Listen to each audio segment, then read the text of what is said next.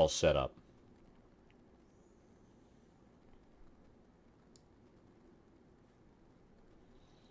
But we've got everything running. I'm going to flip over to the screen. We're going to work on level 8 Dwemer Core, however you want to pronounce it. It doesn't really matter, let's be honest.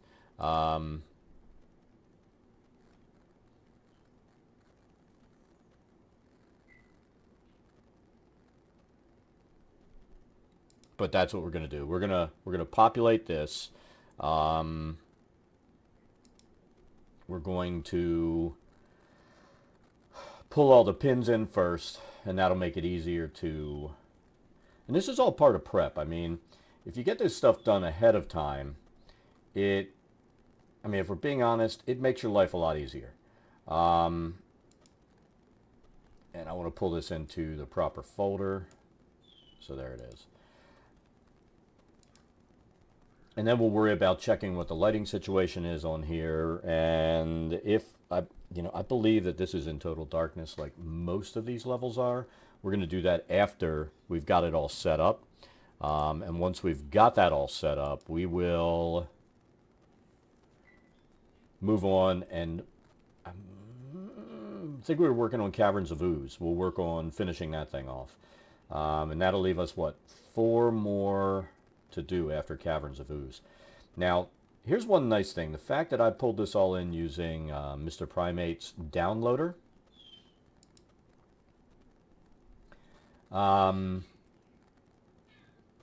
Every chapter came in.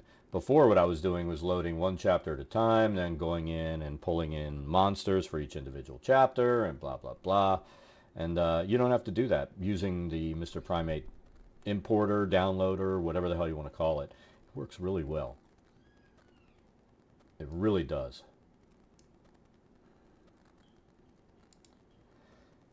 All right. So this is what we're going to do. We're going to pull the pins in. And I am also going to... I'm going to pop something out. So if anybody chats, I can actually see it. Because I'm going to have to keep something up on this screen. No, you know what? I'll pull this over on that screen because I don't need to see it. This is where I wish I had one more monitor. I always say that. You know, I wasn't happy when I had... when I just had 4 monitors and couldn't have my drawing tablet working properly. Now I have 5 of them working. I mean, I've got the drawing tablet down here working, and I'm still not happy. You know, it's like the old thing. Grass is always greener. You're never happy with what you got. It is what it is. Let's be honest. So 1 is the entry hall. We'll need to start dropping these pins in. 1A is here. It really doesn't matter where you put it because, let's face it, once you get out of this, these things aren't there. They're not going to cover the spot. You only need it when the players come initially into the room. You can pop it up. It tells you exactly what's going on. And everything's good.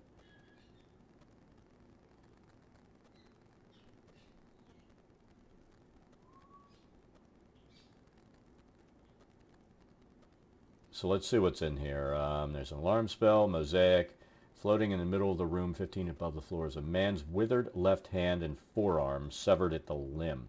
An undead guardian, huh? So, and we're not going to drop that stuff in here yet. So that entry's saved here. That's 1A. Then we have 1B and 1C. Let's just, you know what? We're going to do it so it goes quickly. So 1B. Always have to click that update.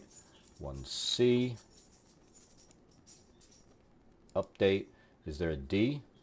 Yeah, there's a little... The toilet. The toilet's here. Or the water closet.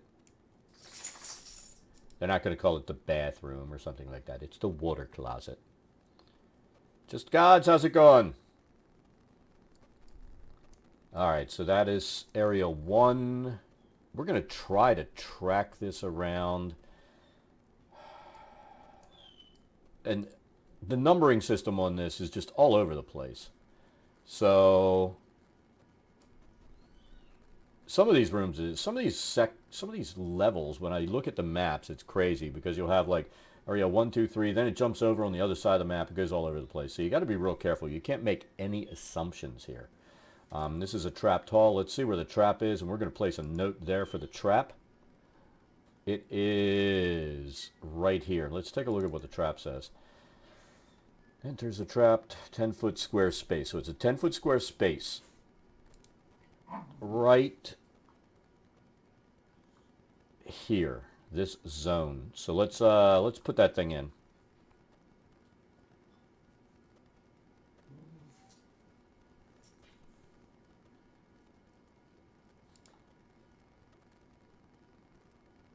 All right, so here we'll go, we're going to put this to indicate the zone that is trapped.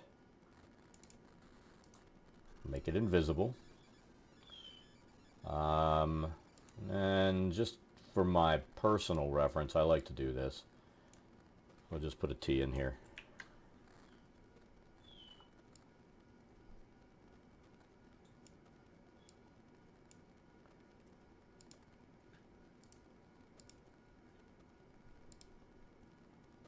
And there's our trap. So, that time, I want to take a look at something. Yeah, sometimes that box goes away, sometimes it doesn't. It's unpredictable. But there's our trap. My party never rolls perception, so they're going to die. Let's be honest. They're going to die. All right, so that is area 2. 3 is this. So let's drop that here. A lot of times I like to put it just outside. This one's 5. 4 is this room, the fountain.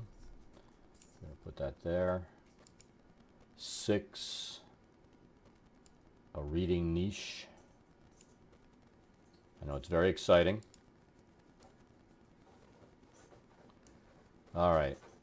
7. Where's 7?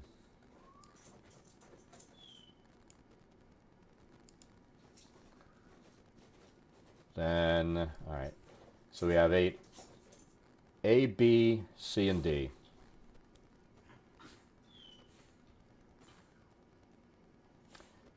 Well,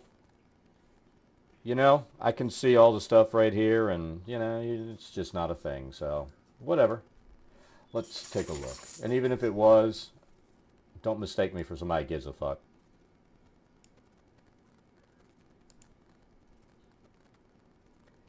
It's 8B. And it goes, and we'll start populating this once it's done. I'm still not happy about the major server failure we had using the Forge. Now, I'll take the blame for it because there is a rule. You don't just upgrade, on one of those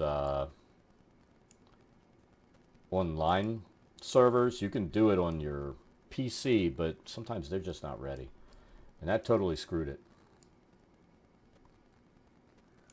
Let's see, there's that.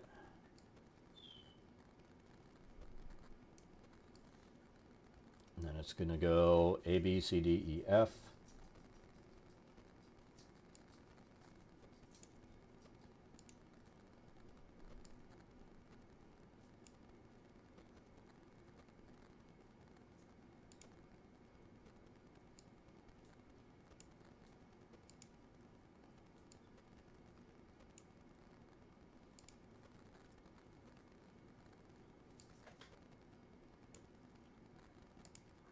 And F.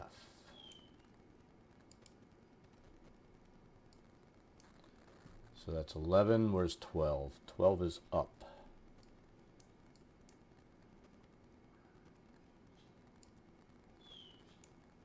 We've got that.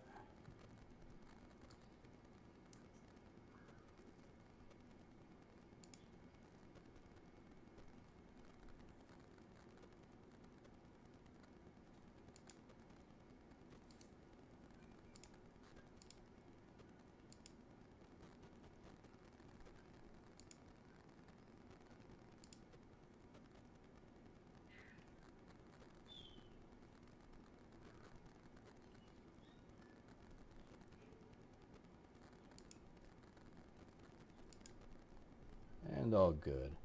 So that is that area. So that is 12.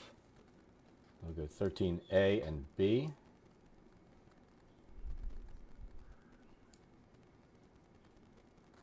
I think we'll put this down here. This is the Archgate room.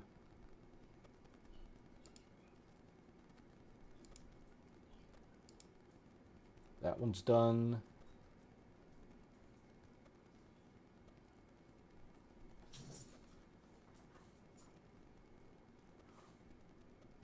And then 14 goes up right here. Detention hall.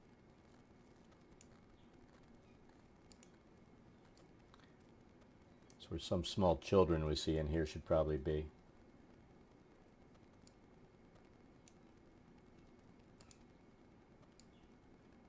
And then we have this is 15B.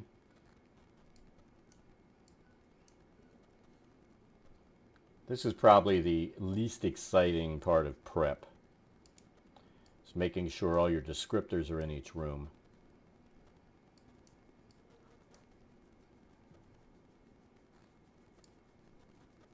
This, I'll tell you what, let's put that there.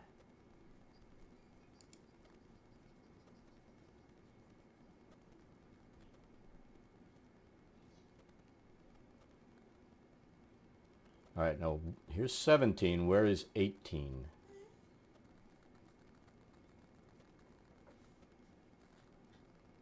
See, I'm going to show you the, here's the map, right? So this is the goofy shit that they do. There's 1, 2, 3, 4, 5, 6, 7, 8, 9, 10, 11,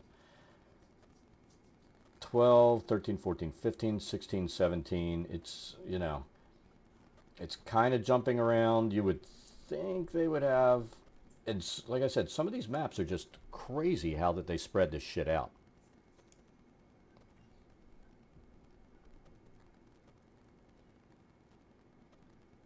So 18 goes up here.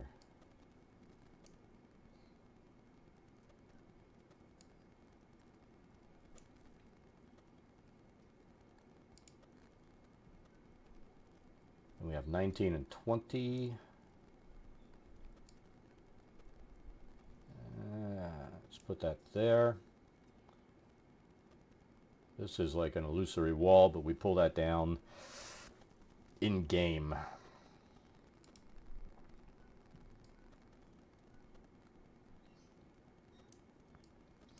And then you have 20, the lecture hall.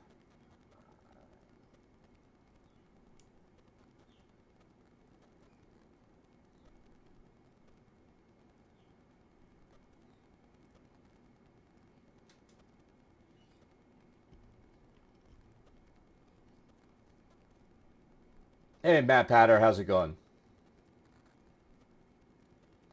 King Rich, how's it going? Let's see. This is Foundry, Matt Patter. Well,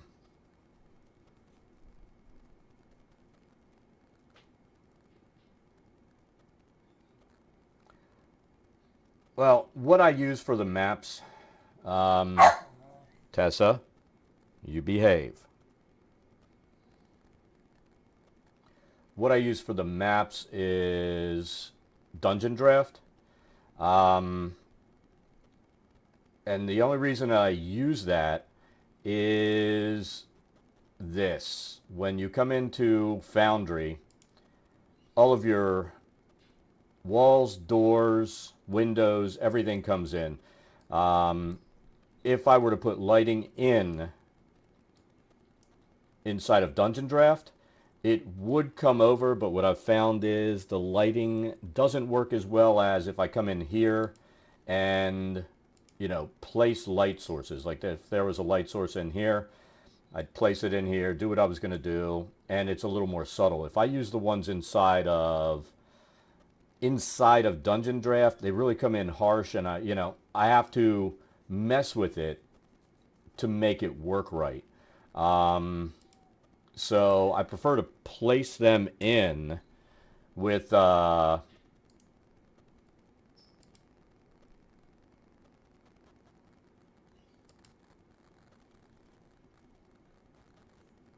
light source in here.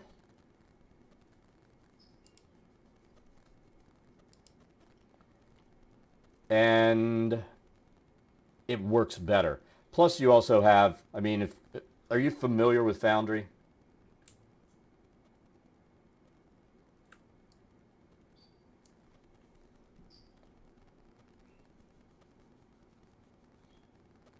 Well, the walls, when you draw the map, so I'm going to pull, here's what I'll do.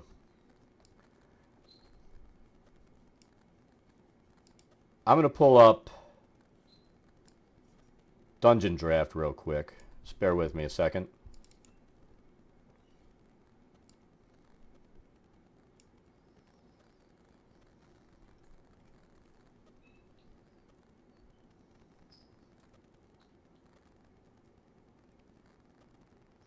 Yeah, Fantasy Grounds is a pain in the ass when it comes to that. I used it for a while with, and then I did the Kickstarter for Unity, and Unity had so many issues up front that I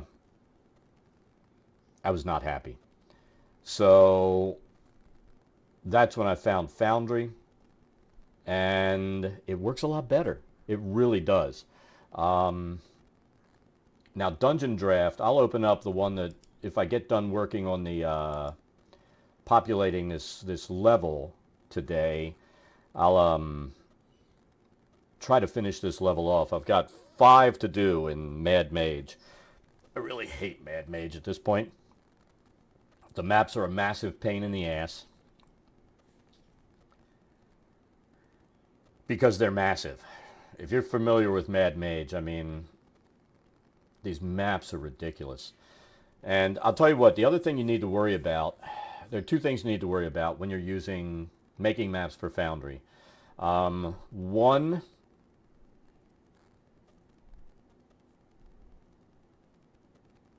it'll take a minute for this to pop. So one, when you make a map for Foundry, if you do a normal, small size encounter map or something, like 30 by 40, 20 by whatever, a small map, you can pop that thing so it's got 300 pixels and the resolution comes through really nice. Doing these huge maps that end up being like 75 squares by, I think this one was 57 by 75, so 5700 by 7500 using 10-foot squares. So what you really want in that case is I have to use 100 pixels per square, and then it goes down to the minimum of 50 when I create the 5-foot squares inside of it. So when you zoom in, it does become a little pixelated, but it's what you have to do to make that map work inside of Foundry. I don't have a choice, though, because I'm doing the Mad Mage maps. And I think the largest map has come out close to 80 lengthwise, and that's with me going in and cropping the original, the top and sides. And, as tight as I can without eliminating any of the map. So if I were to try to make it so I had 100 pixels per 5-foot square, that 80 would turn into a 16,000 pixel map, and it's not going to work. And oh my God, well, it does work. It's big, but all of your players have to have a decent graphics card. My biggest issue has been my Mac users. And if Tiny was in here, he'd go, don't pick on Mac users. But yeah, I'm going to pick on Mac users, especially when they're the ones more likely to have integrated graphics, not a designated graphics card. They're using like the HD 6000 graphics that have an 8192 pixel limit, and that really, really does limit what you can output to your users. And so, I mean, I do what I can to make these things all work for all of my players.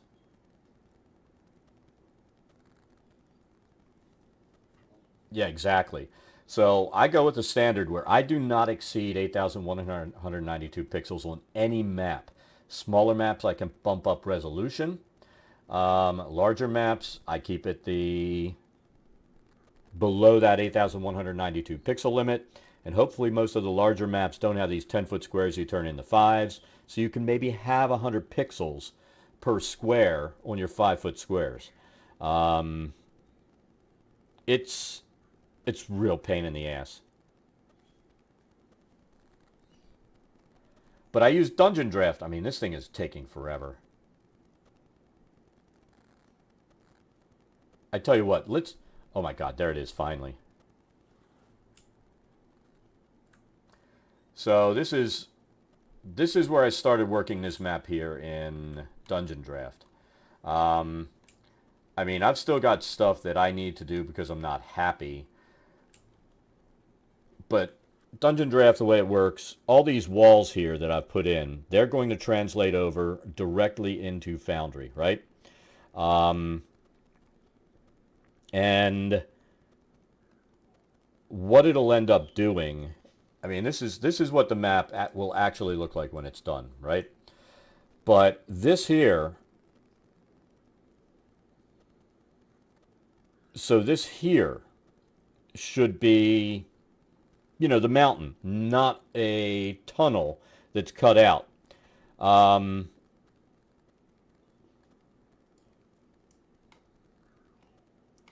so I'm gonna have to come in to make myself happy and do some type of filler in here so that it doesn't have the squares. Um, and then I may leave this like that. I mean, this is supposed to be another cavern map, and that's the other challenge with these Mad Mage maps. I think Van Rek Doom was um, a constructed area, right? And then you've got the Troglodyte Warrens. I tell you what, let's open that up.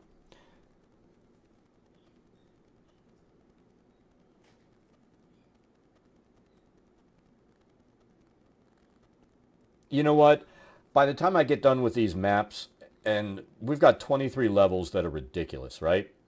Um, by the time I get done with it, these big maps most of the time are probably... So here's the Troglodyte Warrens.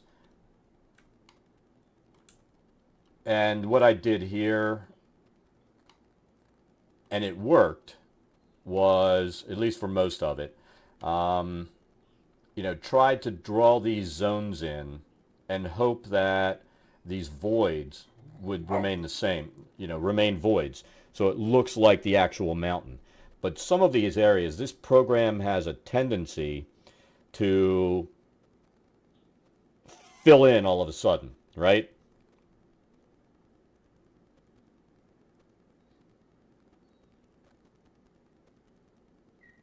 Yeah, and I mean, I've been doing this for a while, and I've decided that I'm going to take the next, today, all of next week, and part of the next to get the last 5 maps done because I don't ever want to look at Undermountain again.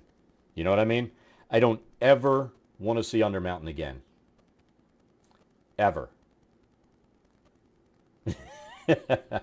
But, I'm pretty happy with how this map turned out. Um, I mean, it looks better if we get rid of the trace image. So, it's not bad. I used, I basically put in squares, then I threw a texture on top of it. Um, I did, like the other map I have, um, that I'm working on, I did it where it was like that with all squares. And then I decided to put a cave texture down so it looks like a cave floor. I may not do that on the other map just because, the ridiculous amount of time that's going to go into making that one because of what I've got to do with it. Um, so, but I mean, I'm pretty happy. I wish some of these effects would carry over, but it still looks nice on the finished map.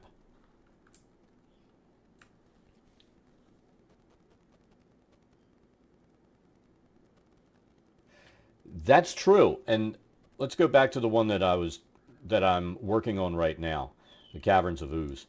If I were to worry about fidelity to the original map, then I would have squares. You got to remember, these are 10-foot squares, right? So I made a point when I was, I think it was the day before yesterday. So if you look, I made a point here to cut off some of the existing walls. And I'm looking at all of these squares, and I know that the characters will be able to fit through there. So I tried to create it so that there were squares they could walk through in every zone. And if I didn't do this, they would have gotten stuck or gone into these voids. So I made adjustments to the map to make it so it's playable for my characters. Because, let's face it, you don't need to take this path, but somebody's going to do it. Somebody is going to take that path and get stuck there or flip into the mountain and be outside of the map, basically. So any place that I wanted to see full squares, which is one of the reasons I decided to throw a grid down like this, and then maybe I'll change the background.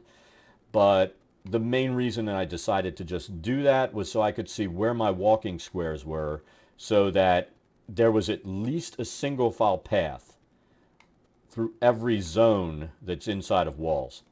Um, and you're right. I think a lot of people don't take that into account, that people are going to get trapped inside those walls. So you've got to take it into account. You just do. And I mean, I still have a lot of drawing to do inside of this. Like I said, I need to close this stuff in.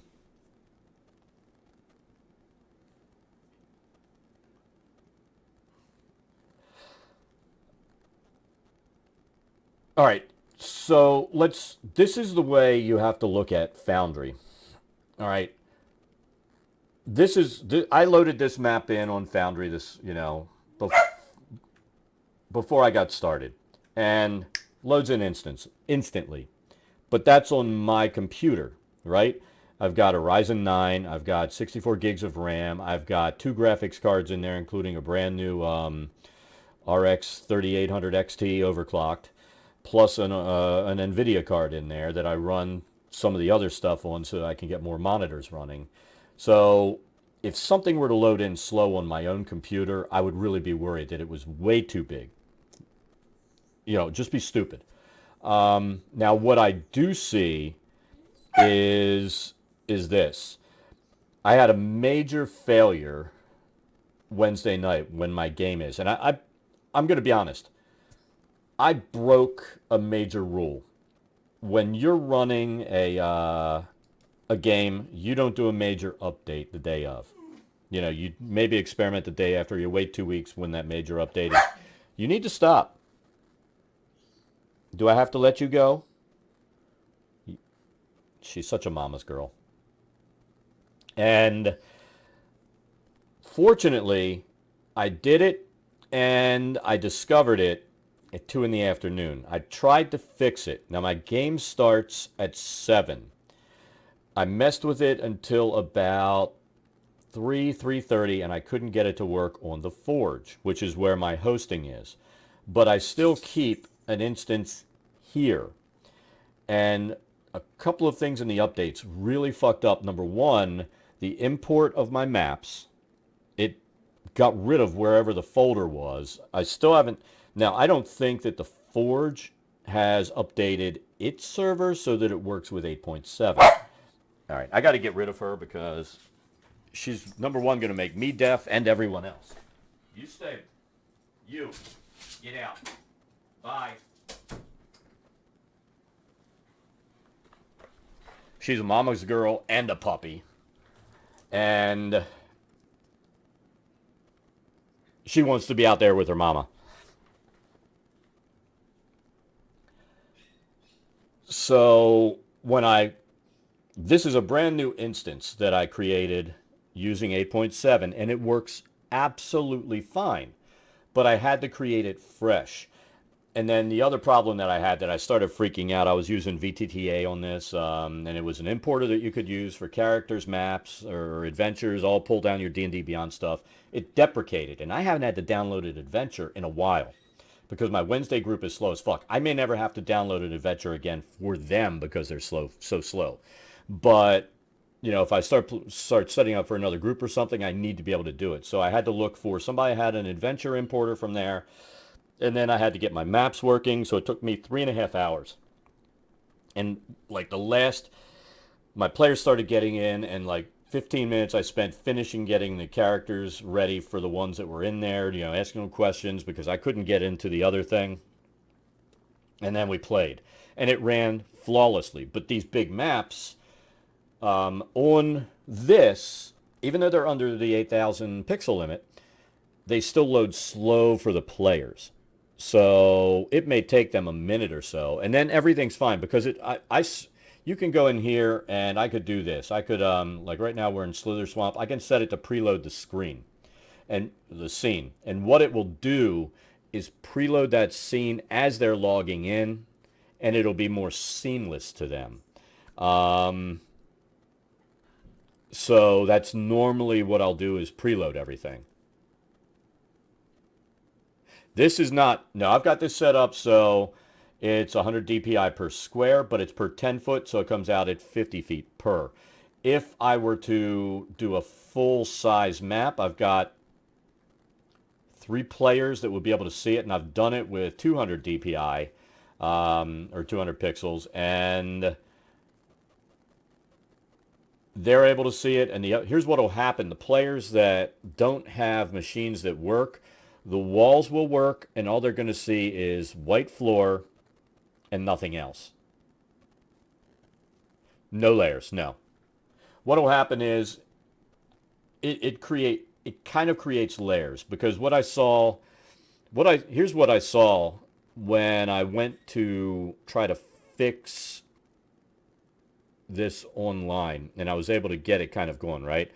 The walls were there. I could see the doors, but the background image wasn't there. So I had to upload a PNG that sits underneath those walls. The only thing that can cause some issues is this. When you import these things, here's how the walls import. And something like curved walls, if you really want to be curved and accurate, you need to add more dots so you increase fidelity, and it just creates a ton more dots that or points on a freaking vector image that they've got to load. If this was, my opinion, a perfect map doesn't have a perfect map for online gaming, right? Well, you can see where the actual points are. Like, here's my square rooms. The square rooms, it's just on the vector points, right? Or on the vertices, on the vertices.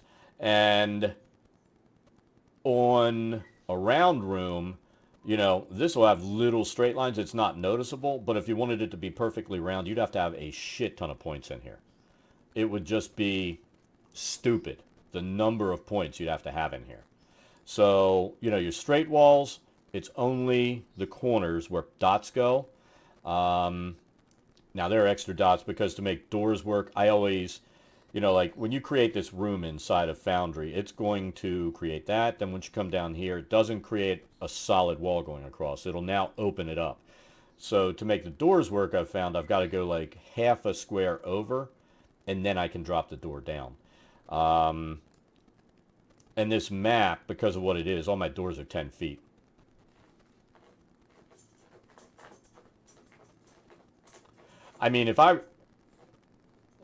Let's take a look at something. Let me do something real quick.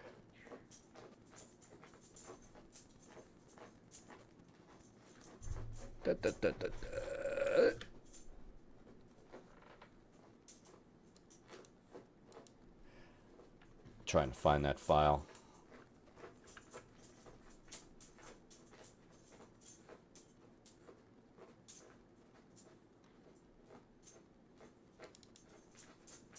so let's pull this. I'm going to pull this up over here. All right, there we go.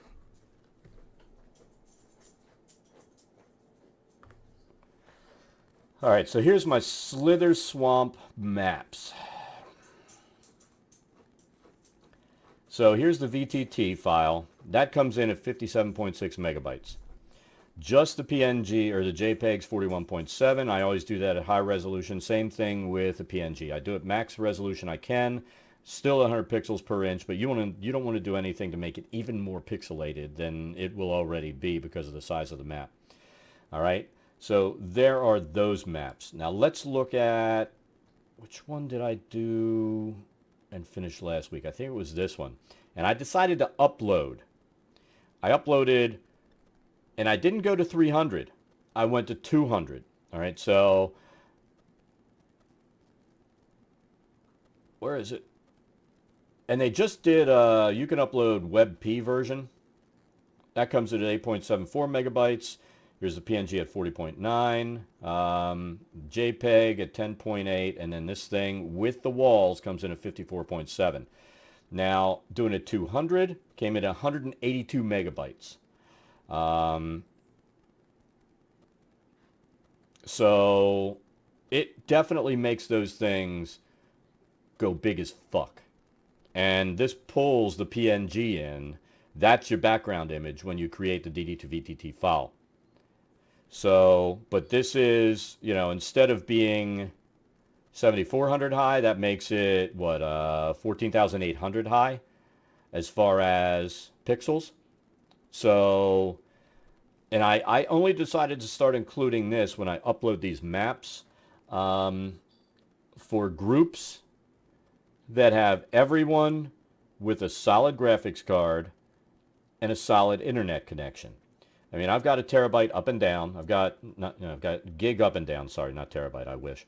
I've got gigabit up and down on fiber, and you know, if I were to do a speed test right now, I'd be running like 800 by 800. My wife's using some of it working. So you've got to. All right. I'll show you. This is one of the maps that I really don't like that I did.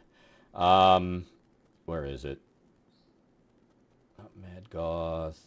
Is it Twisted? Let's take a look. I think this might be it. So this is one that I did. For a while I was doing this.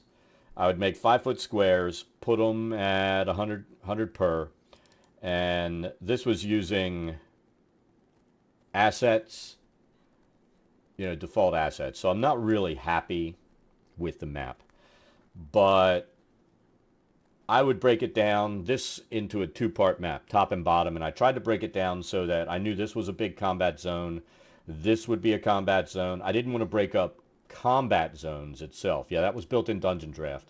What I ended up doing was going into what's the graphics program I use? I use, there are multiple graphics programs I do to prep a map. The main one I'll use is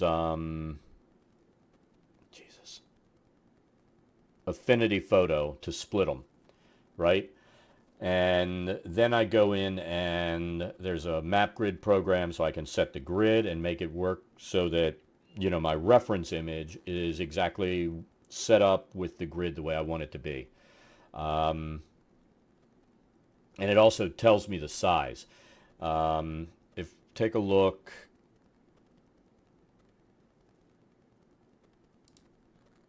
Here.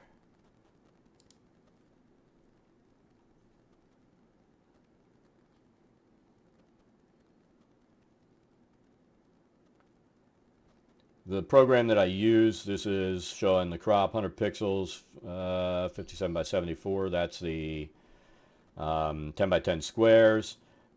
Then we've got this where I split it. I fucked up and did it at 70 pixels. But that still would give me, what, 6,700 by 10,900.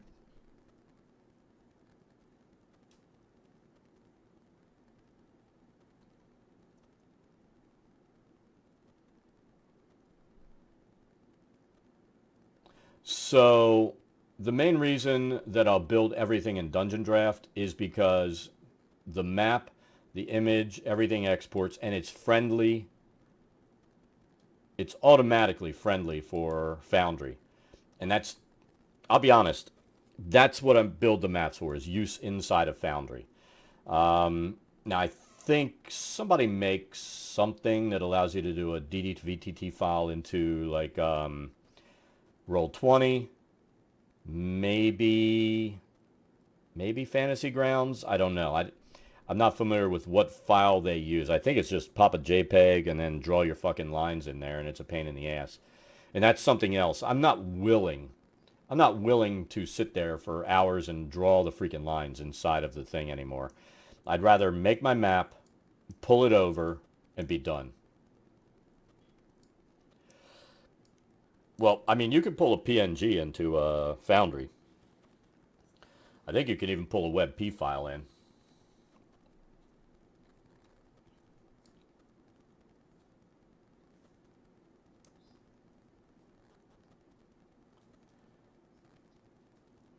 Well, I don't think it natively supports. You have to use, there is a module you have to use to bring it in. I think the module inside of Foundry is Universal Battle Map Import. They haven't put something in directly that pulls it in.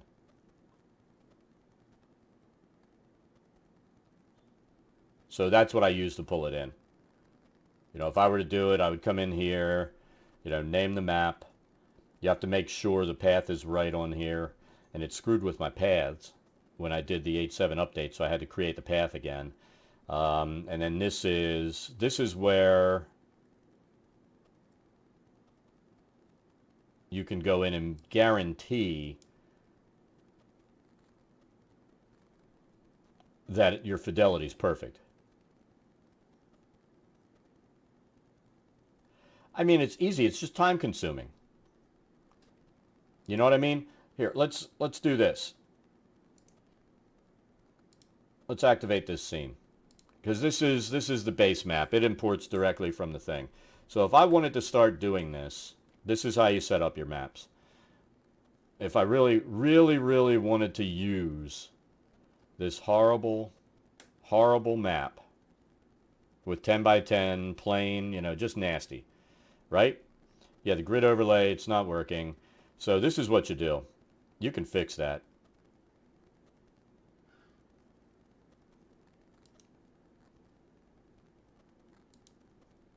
All right, so we're going to draw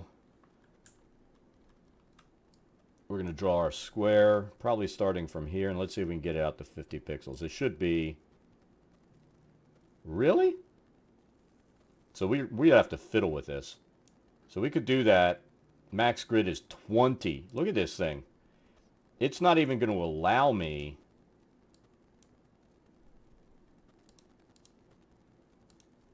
This import isn't even going to allow me. Look, there's our 50 right there.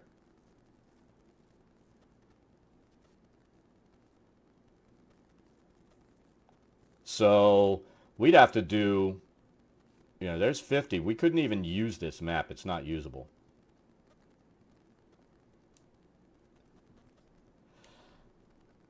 Let's see. So see, this wouldn't even be a usable map. Yeah, I can do that. I need to deactivate this map because this map sucks.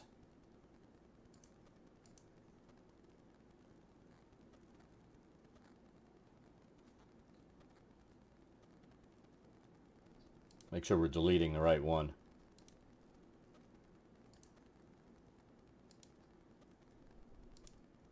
There we go. Oh my god, that map was freaking awful.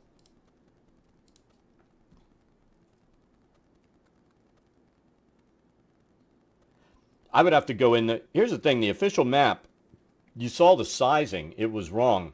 I would have to actually go in and resize it so that I could turn those into at least 100-foot squares and then create the 50s inside of the 10-foot lines. So, but that would just be... That would be using that other piece of software that I use. What the hell is it called? Map-align. I'll pull that up.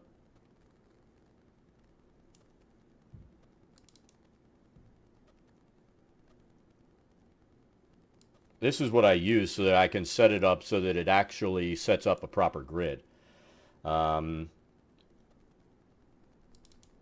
since all these maps are 10 by 10s, the squares I set it up at 100.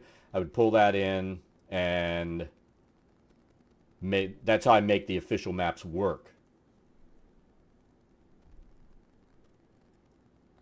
If you go to the Fantasy Grounds site and become a member of their forums, it's free. Just look up Map-Align, and you'll find a thread where somebody gives a link to this program. It works really well. The only thing that I've found is if I zoom, and trust me, I have a shit ton of memory on my machine. I've got good graphics cards. If I go to 1600%, it crashes my machine, or it crashes the map. I have to close out the map. With my old FX 8350, it would crash my machine. But I can't go above 800, which is big enough. But, you know, you want to get in as close as you can on these grids so that you can draw it and make it work.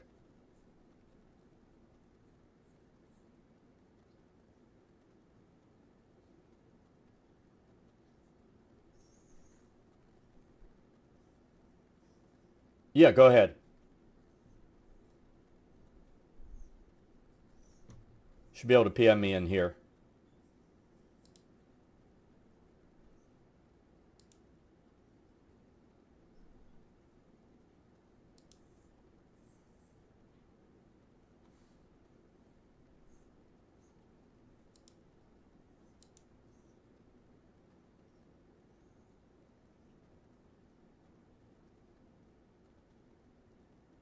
But yeah, it's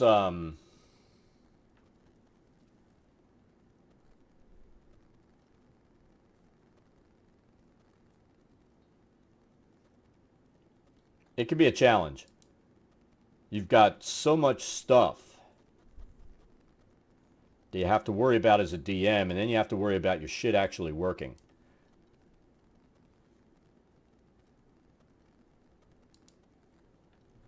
So I'm waiting for you to do that. I'm going to keep dropping my pins in here. So what did I get to? 15, 19, 20. I think we need to start dropping at 21. 21. A and B are 2 lecture halls.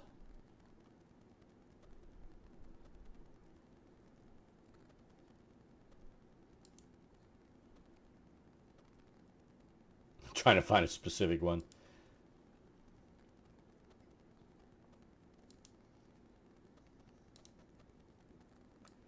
So there's 21A and 21B.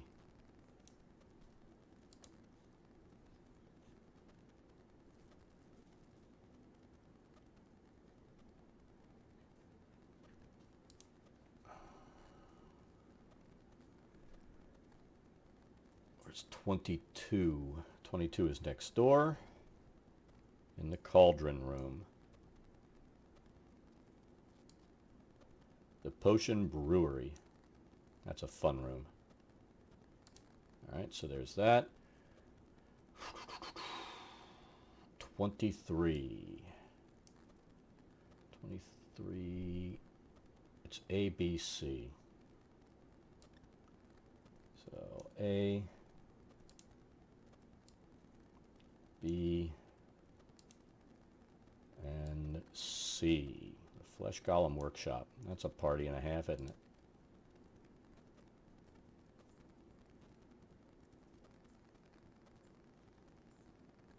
How's the adventure actually?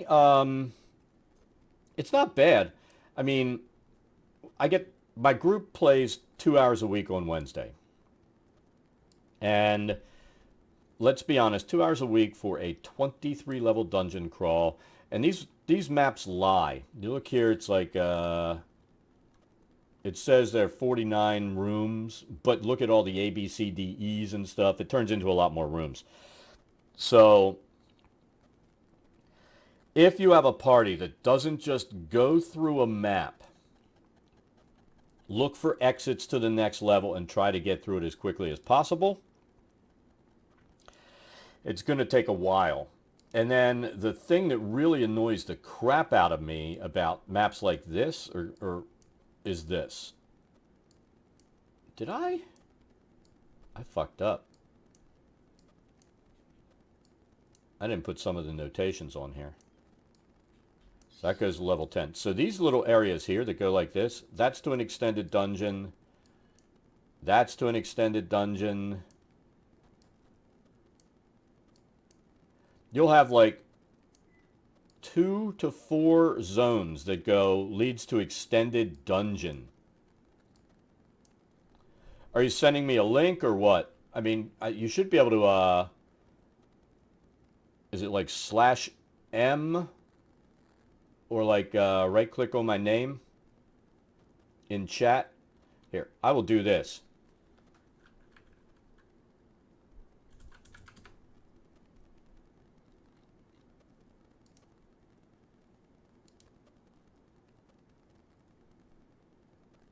So I think if you left click, you should be able to send a message. There you go.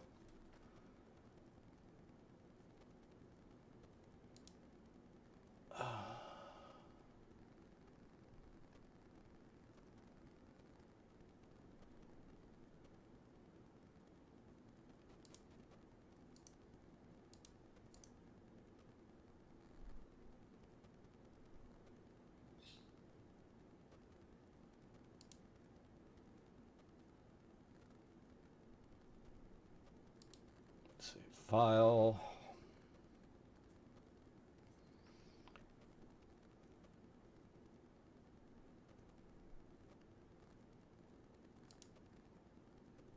I'll tell you what, let's do this.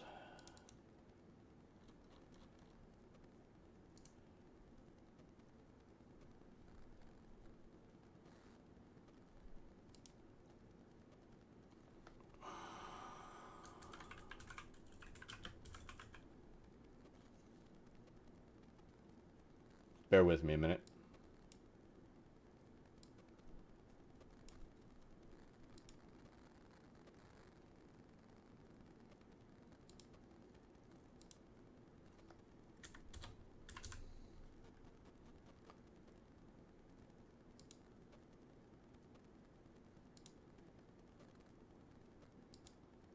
All right, so I'm going to do this. Let me...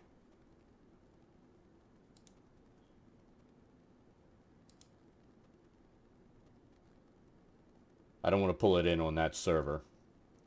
So I'm going to launch my test world.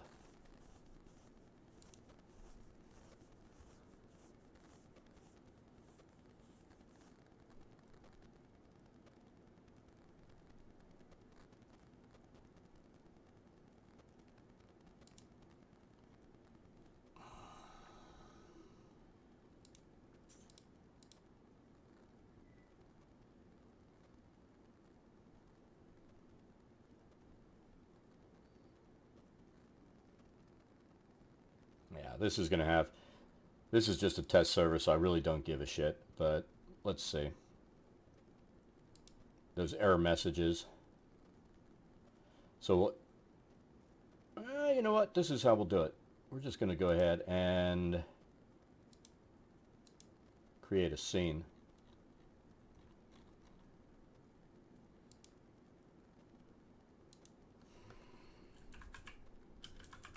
Test map. File path. Come on, you bastard.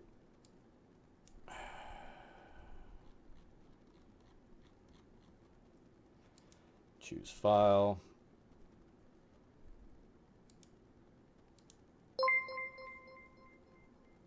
Mad Hatter. Mad Map Hatter.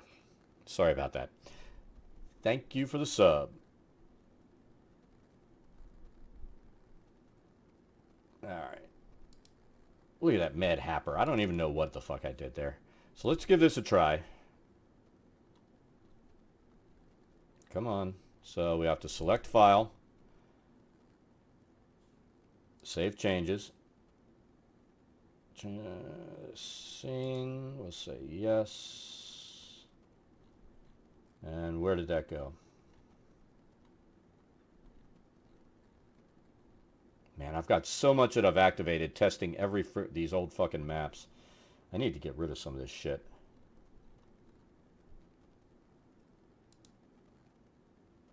Okay, I think that's it right there.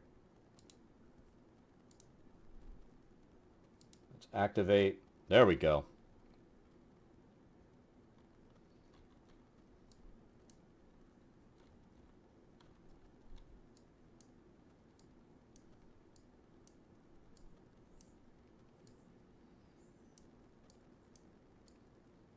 All right, so for this, you'd need to create all of your walls here.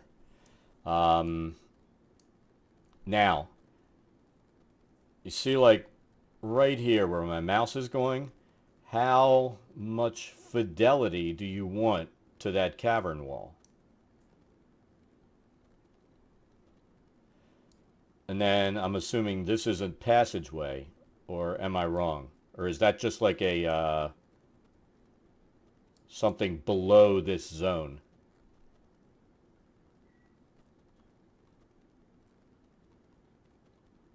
So is this like a walkway above? Is this a separate passageway? A dip in the floor? Okay. That makes life a lot easier. I mean, here's the thing. Let's say this was something where it was up above and they couldn't get to it, but they would be able to walk around it. You would have some options. If you wanted to make it so that this was something above that they really couldn't see, but if they entered this way and went down, you know, they'd be able to go through here into here. You can do that. You would have to do this. You would use, and I'll show you the different things that you can do. You could use terrain walls, which would mean you would come in like this.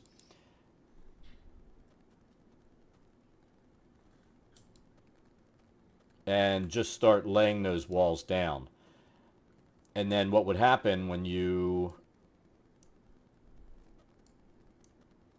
What would happen when your party was in here... Oops, I didn't mean to do that.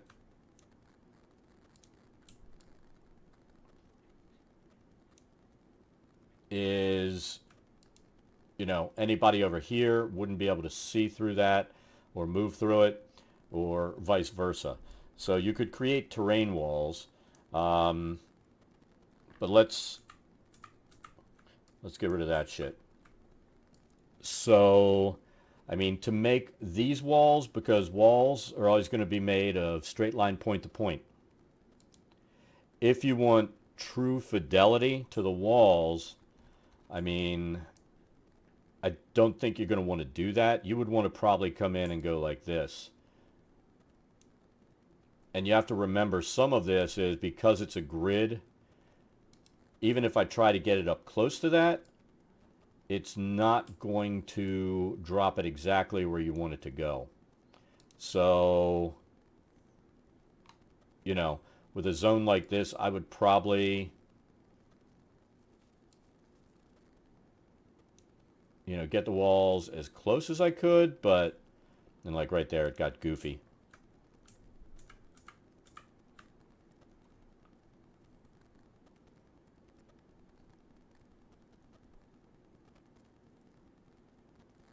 If you hold the shift key, it ignores the grid.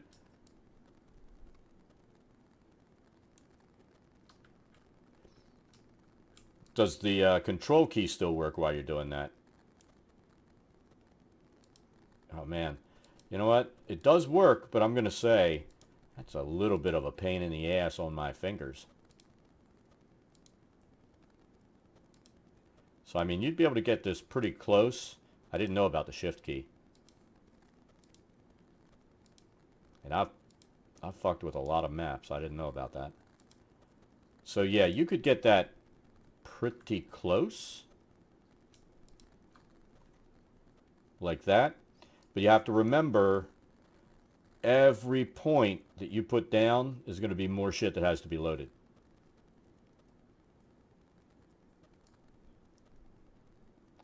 And let me drop a character in here. Let's drop somebody with no dark vision. So see, that's what they would see. Through here, you could set the walls up this way. and it would be pretty accurate. Through here, it wouldn't be. So, I'll be honest though, as a DM, if I were laying in these points,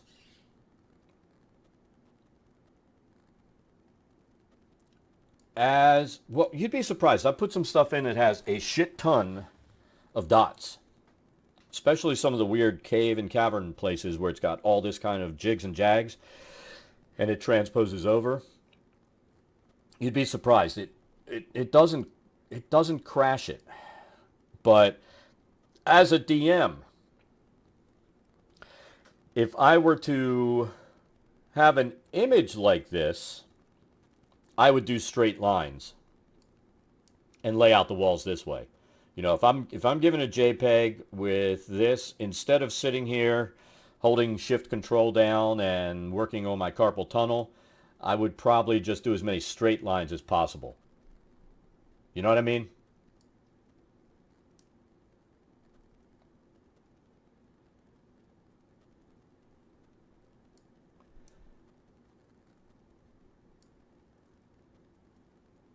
Sure. Just throw it in the same Google Share folder if you can. But I mean, this obviously looks nicer, right? But from a DM standpoint, that is probably what I would do.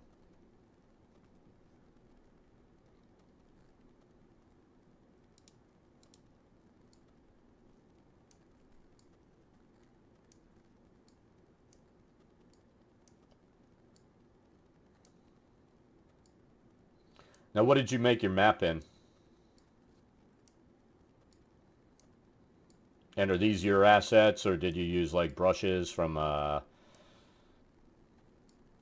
like Forgotten Adventures and stuff like that?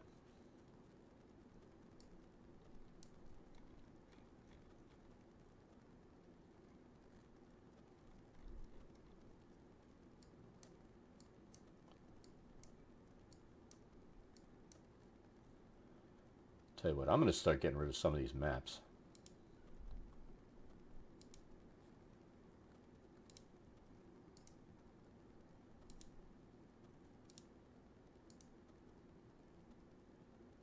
Crystal Labyrinth is a map I made that I really like. I admit it. This ended up not being bad.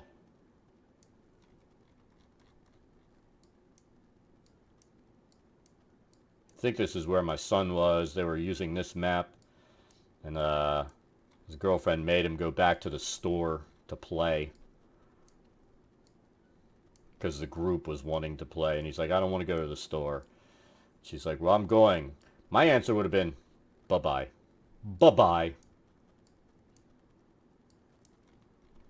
But I'm pretty happy with how this one turned out.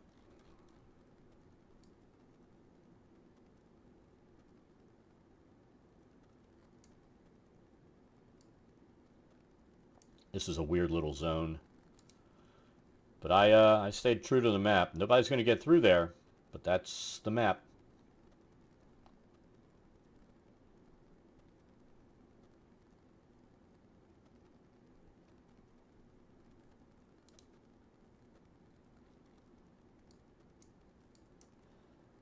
Alright, let's get this one.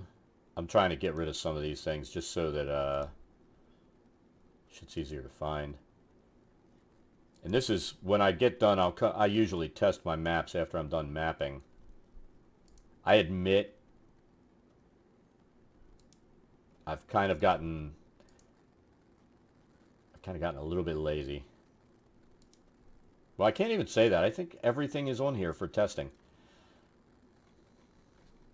What can I say?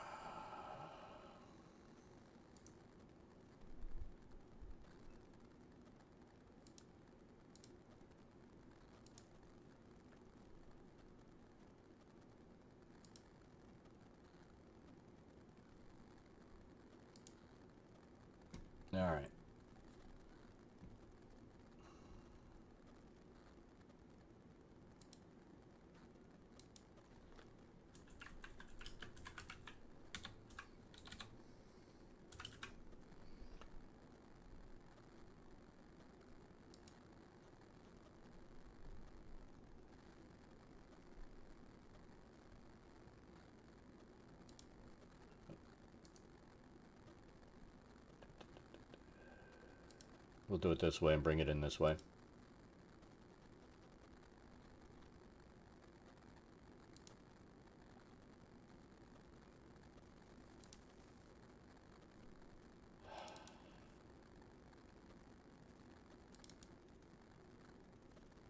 Come on.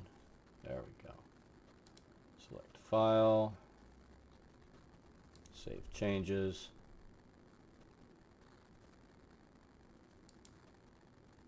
It always asks that because it has an underlying dimension as scene. It'll change it to whatever the actual scene is. Alright. So, I mean, it pulls right in. Let's take a look at the file size.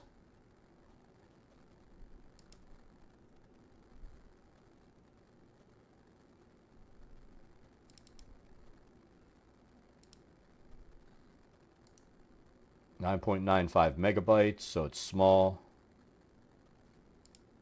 Is that the full size? 9.95 megabytes?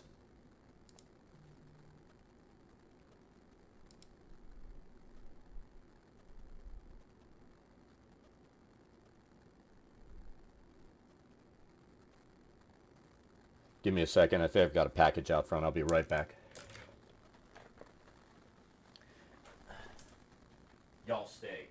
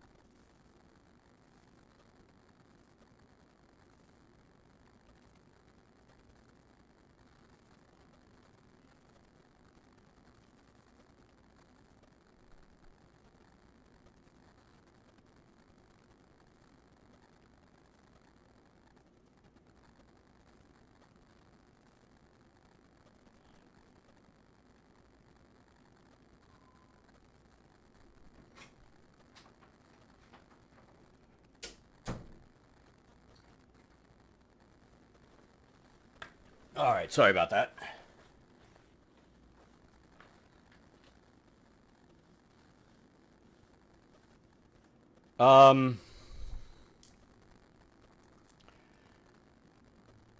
I know there's a way to tile maps. I have never done it.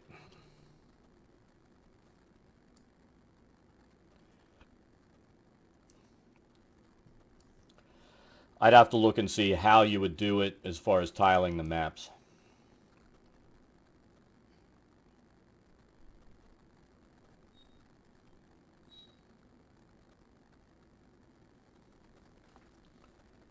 I know that, let's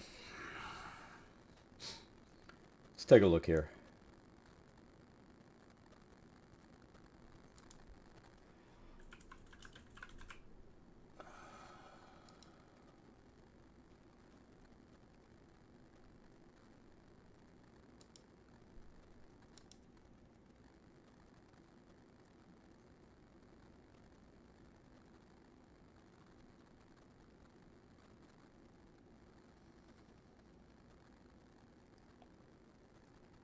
Trying to see if there's something where it lets me do it inside of this.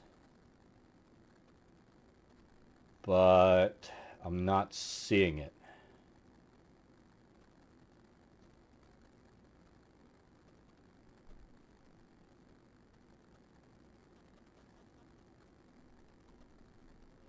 Like I said, I use some massive fucking maps. All these maps are close to 7,000 to 8,000 in height, and I haven't crashed yet.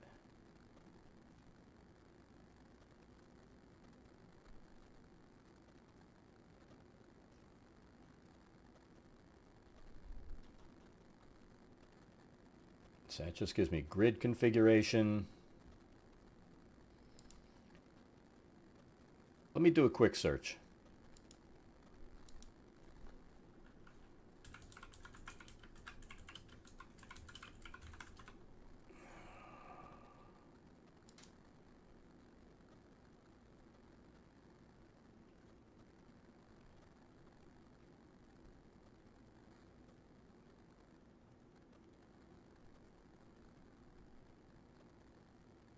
Okay.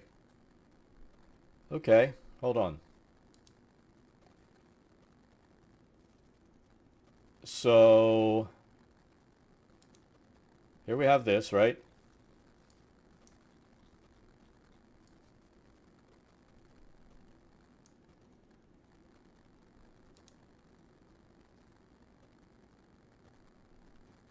Place tile. Where's my tile? Activate the tiles layer from the controls palette on the left-hand side of the screen. So that's the tiles layer. Tile browser. Okay, so I would have to create the tiles over here, throw them, throw them somewhere here. Then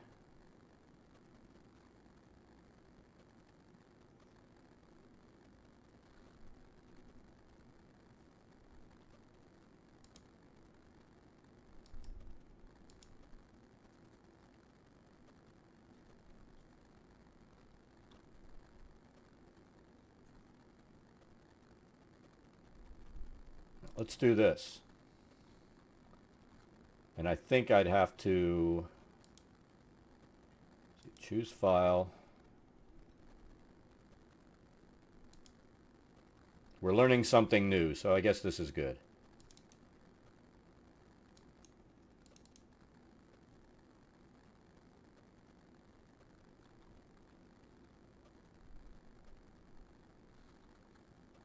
Well, I'm trying not to pick any of these massive freaking maps. You know what I mean? I definitely don't want to crash shit. So I did that. Did it not upload it? Let's try it again. Choose file.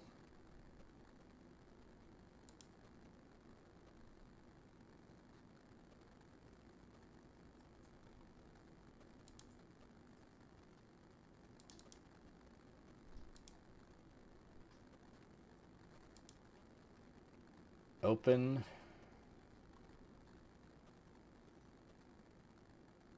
Where did it say it was saved to?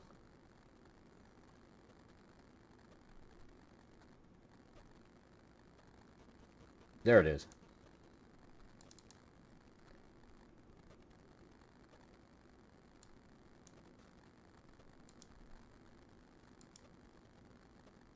So let's see.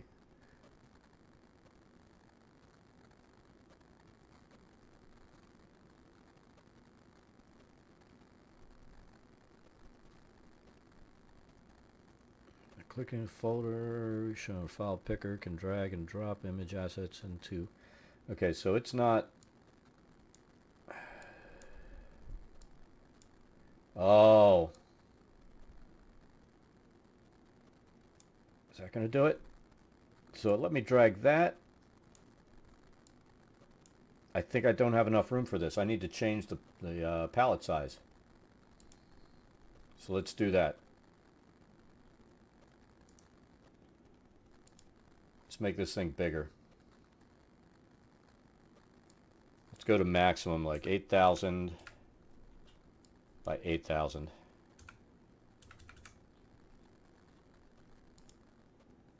No, we're good. We're going to make this work.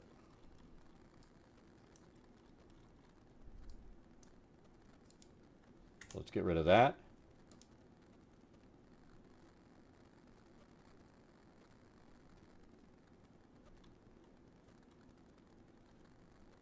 Come on.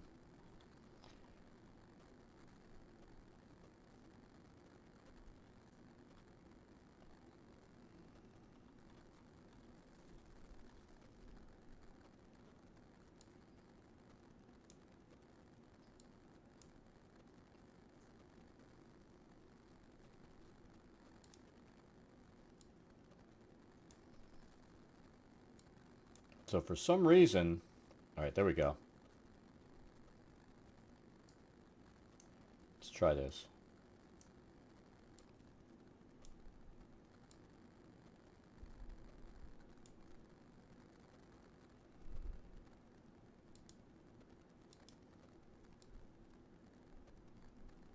So it's supposed to be able to be dragged over here and dropped.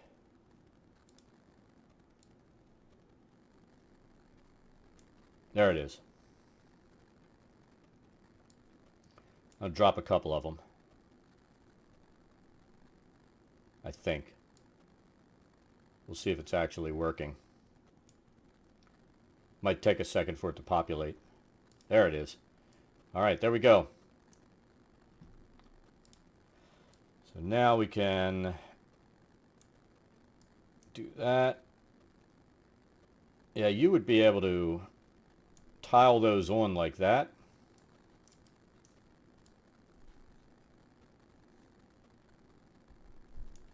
Now, I don't know if I can... Oh, look at that. We can rotate, do all kinds of shit. So you could do multiple sections of a map and do it that way. It's the first time I've tried to place a tile.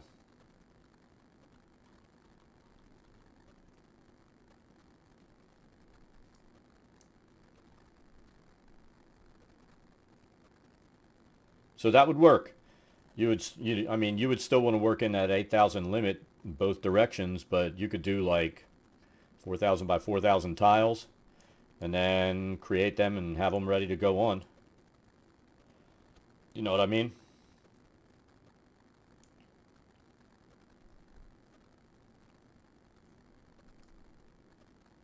So that works.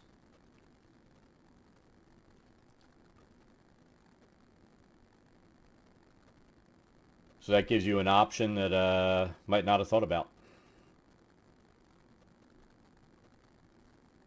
Crazy.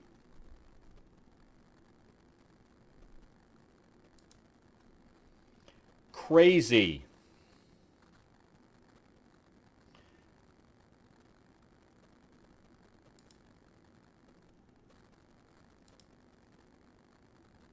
And then after you have that, you just go in here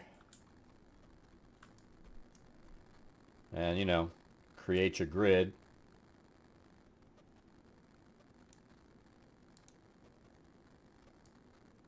Did that put it on top? I'm curious.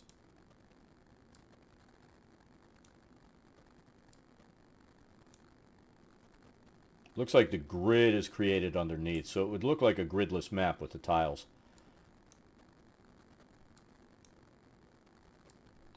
So I feel like what you would want to do is place your grid first, then drop that stuff on there, and if you're not really into grids, you'd be able to do that. And then, you know, if they're worried about, you know,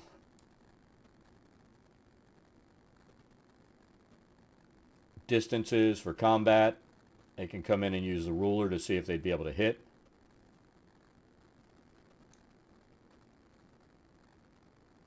So you'd have a lot to do. I mean, here's the way I look at it. For 50 bucks, it's hairy freaking awesome.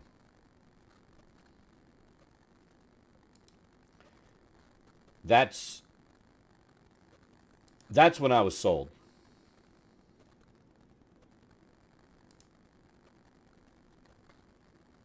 But hope that helped.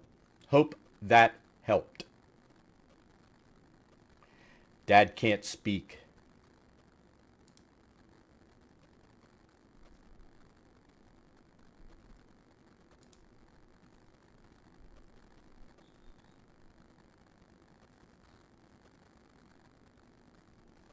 See, here's the thing. I mean, I have thought about going in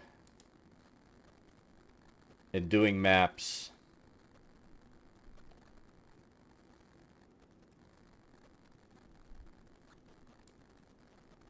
hold on. Come on. Stupid thing. This way. You know, using Clip Studio Paint, drawing the assets, drawing the maps. But it really comes down to time. You know what I mean? If I wanted to develop my own brushes and all the assets and that kind of stuff. And there are assets that I keep finding that I need. Eventually I'm going to go in and start making them. But right now I'm just like, you know what? Especially these big ass maps, Yeah, I'm not going to mess with that right now. Plus, I mean, I've got my graphics tablet. I'm happy with it, but it's a 15.6. My old eyes are asking me to bump up to like a 22-inch graphics tablet mounted on an arm and do this.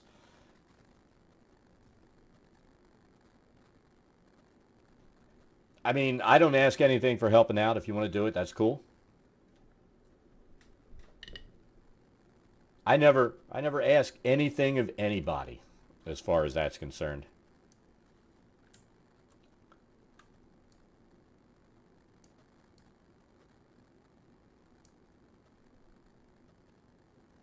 Sure. Yeah, PM's fine. And I do appreciate it. All right, where was I? Room 25. Is that where we stopped? Or did we get up here yet? 26A.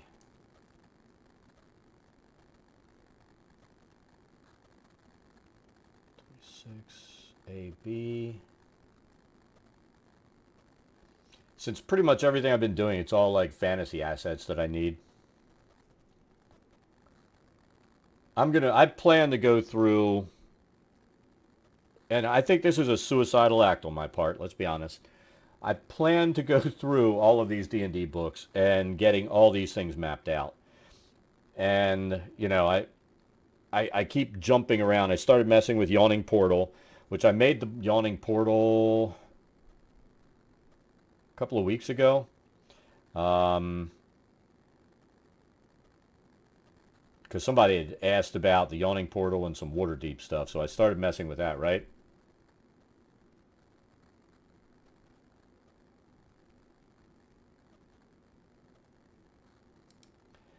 So I did that, but I'm just like, maybe I'll just make the rando encounter maps for now. Um, because, man, I don't want to go through and do the entire Yawning Portal series yet.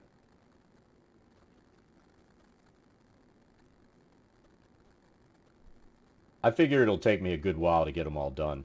And I want to throw some random encounter maps in there, stuff like that. I mean, here's my Yawning Portal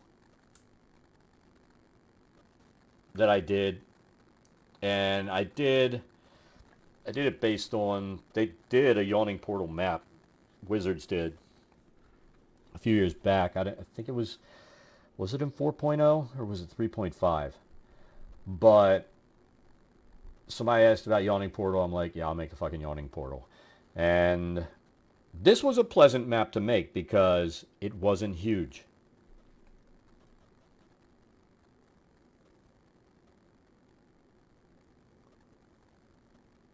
Under Mountain is a beatdown. I'm telling you. If you're talking about Mad Mage, it is a beatdown. I'm at the point where I never want to see Under Mountain again.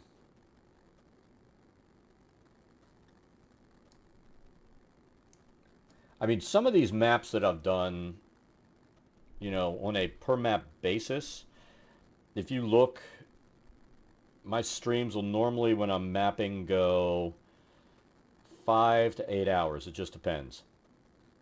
And most of the time, it's days when I'm not chatting like I am now, and I'm just sitting here trying to get as much done as I can. So most of these maps have anywhere between 15 and 25 hours, right?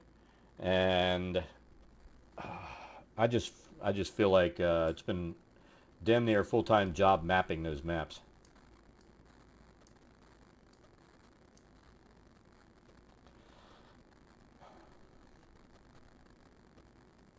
So it was 26 I was looking for.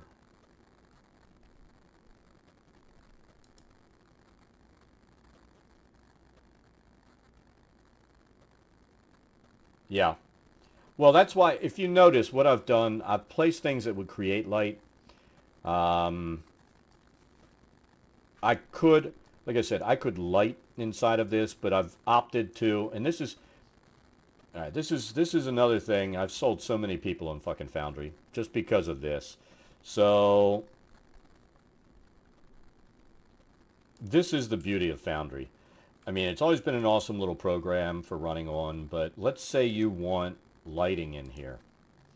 All right, and let's say you don't want just a freaking light. Let's oh,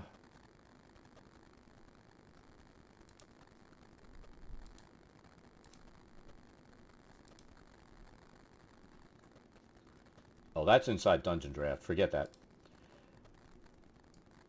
I was like, why is that doing it like that? That sucks. So here's our lighting tool. Let's say you want to place a light in this room. All right, right now, that's just a vanilla, boring as fuck light. Right? Now, let's say that there's something special about this light. And I want to go to darkness so that we can make this thing actually show what it'll look like. You can go in. Right now, that's just a boring ass light. So we'll adjust the colors a little bit.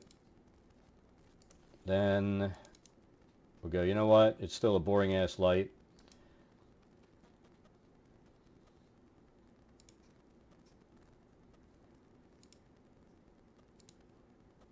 Let's see how we're going to make it look good. All right, now it's pulsing. Maybe we're looking a little better. You can make it look like a torch. This is one of my favorite effects. No problem, I appreciate it. This is one of my favorite effects. And, you know, depending on how you color this thing, you can really make it look nice. With the swirling fog.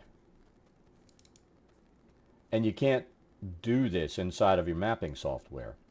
So I'll place my light sources, you know, whatever's there, and then most of this I'll end up doing here inside of this.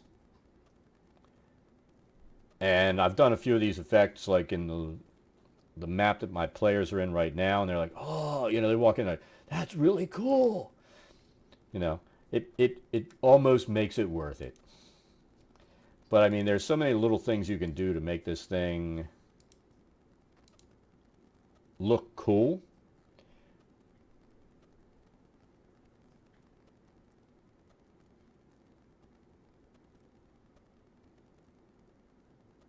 Yeah, I mean, that's been my decision is making maps, and I mean, I upload these.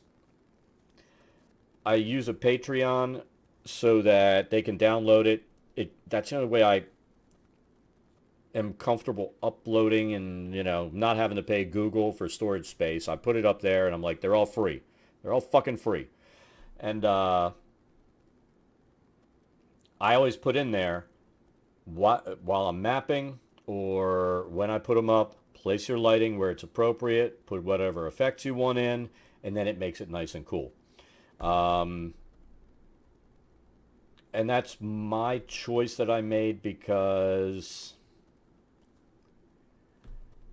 you know, just I don't even want to call it an artistic choice. It's a game master choice where I want to be able to make those corrections inside the tabletop and make it look the way that I think it'll look best.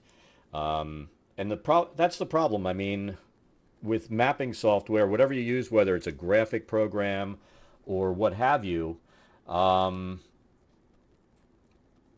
you saw the water effects inside of Dungeon Draft. They look really cool, right? They don't transpose over to your map. So what I do is I use that to create a blending effect on the map, and then that transposes over like a blended color, almost like a mask, that creates what I want it to do. But nobody's ever going to know that it's this cool looking water effect inside my mapping software. You know what I mean?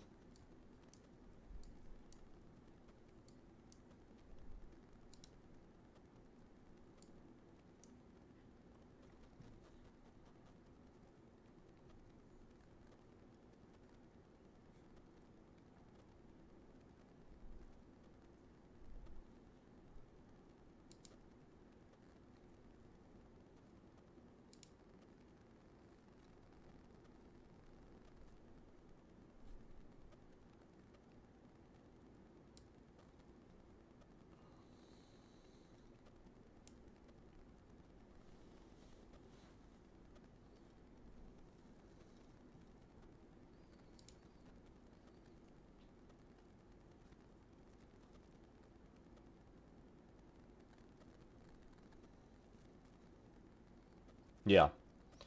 I mean, it was funny because they did the guy that makes Foundry, one of his um, updates was purely adding that light stuff, right? And at first I was like, oh man, I'm not going to use that. And then I downloaded it and I'm like finding reasons to use it on every freaking map that I can.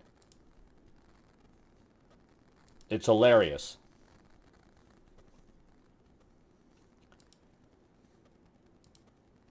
First you're like, why would I use that? And then you're like, yes, I must use it.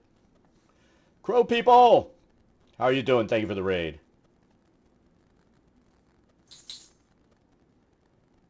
What I wish with this, it automatically creates shadows off of every one of the walls. These are dark hallways. There should be no shadows. And I can't turn that would be on my wish list of things to fix would be, no more shadows on walls. Let me put light sources in, or choose to put shadows in. Radis Magus, how's it going? I am... What up? I am populating my dungeon and showing off all the awesomeness that is Foundry. Alright, so we'll put this here.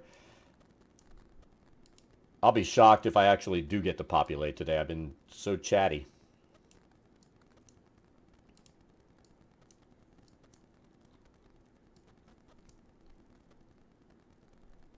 Alright, where's 27? This is this group of rooms, so we have A, B, C going counterclockwise. Place is top corner.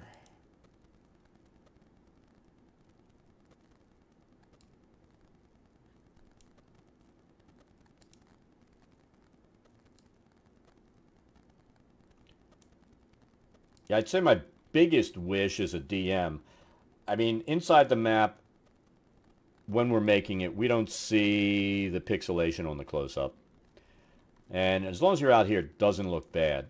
But my biggest wish would be all of my players had a good graphics card. So I could upload massive freaking maps. What do you mean? Like, what type of limit? So, Foundry is my virtual tabletop.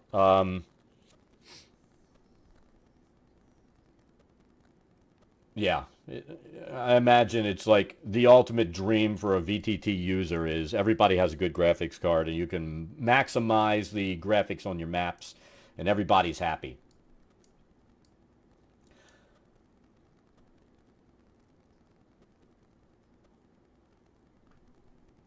You are right, Tiny. Tiny's gone in with me. Now you're able to see the maps when I've downscaled them. And I know my two Mac users who know less than nothing about computers, they're able to get in now because I've downscaled my maps below that pixel limit. And that's taking care of it. But these are the downscaled maps where you do have a little bit of pixelation when you zoom in. If they had better machines, I would output these things at like 14,000 pixels. They'd look beautiful, and I'd be happy. So you asked about limits. Not really. I mean, what I would say... Well, let me ask you this, Crow people. What system do you play or run?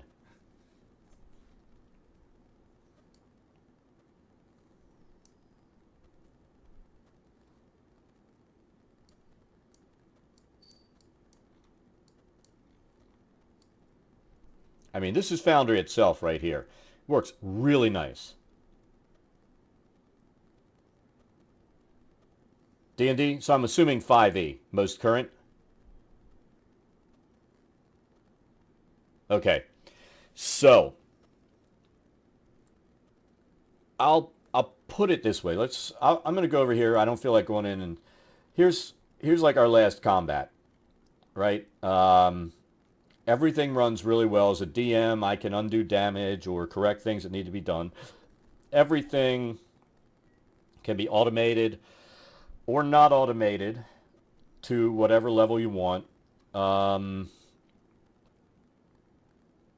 I mean, this thing takes into account resistances, immunities, all the things that you might actually worry about. I can set up active effects.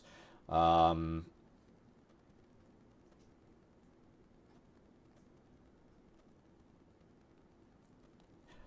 Here's the thing, Radis. I used to do that. I mean, I have a 3D printer out there. I would 3D print tiles.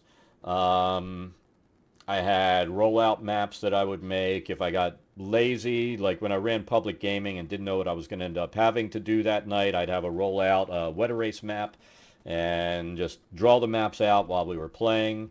Have a spray bottle to clean it off. Come home with blue hands. I hated that. And then I started using virtual tabletops, and I don't know. Can you see behind me? Back there is another 27-inch monitor that I started carrying with me to my public gaming events, and I would put the map up on that. And that changed my gaming because I started bringing all the books on a laptop instead of carrying 50 pounds worth of books and all this other crap. And once COVID hit, my Wednesday game where we played at a game store. I mean, I ran D&D there, and I had 20 tables with 20 DMs. I had 170 people a week. It was ridiculous, and I had tons of stress. Now I just play at home. I can sit around in sweats or whatever, not worry about showering because I'm going out. Yes, I will shower, but, not to go to gaming and, because you have to. And it also saved me money not picking up food on the way. But I actually love playing online now because I don't drive 30 minutes to get there and back. I'm not blowing money on food that I shouldn't be eating in the first place. And we can actually add that 30 minutes of drive time on game front and end. And instead of getting 2 hours, get 3 hours if the players wanted to do it. Um, and if you want to see them, here's something else that this has. You could actually, and this is another selling point with this thing. You you can set it up so that across this bottom where my mouse is, your camera will pull your picture in. It'll link, everybody wants to show their face on there. They'll be across the bottom. Chat is built into this thing. I know they just upgraded it. I haven't tested it yet. I still just use Discord without cameras. Because I'm guessing most of the people I play with at this point, they're sitting around in their underwear or butt-ass naked. I don't know. I don't want to know, but they're being comfortable playing games on Discord, and I don't need to know what they're doing or what they look like. And but if you were playing an online game or something, you could set it up and have, instead of worrying about setting up an overlay for Twitch, you could set it up and have all them across the bottom. It would have their character names. Everything would be beautiful. And I did do that when I was going to set up an online game that I was going to stream with a new group, and then it fell apart because, I have to work, can we do this day? I have one day a week that I could do it. As a DM, I can't be flexible. I've got a family. And I'm like, this is the day. Well, like 3 out of 5 players couldn't play, and I'm like, all right, I'll find another group one day.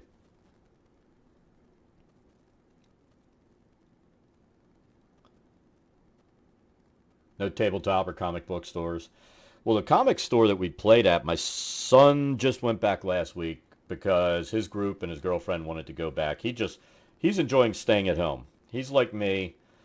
I am happy.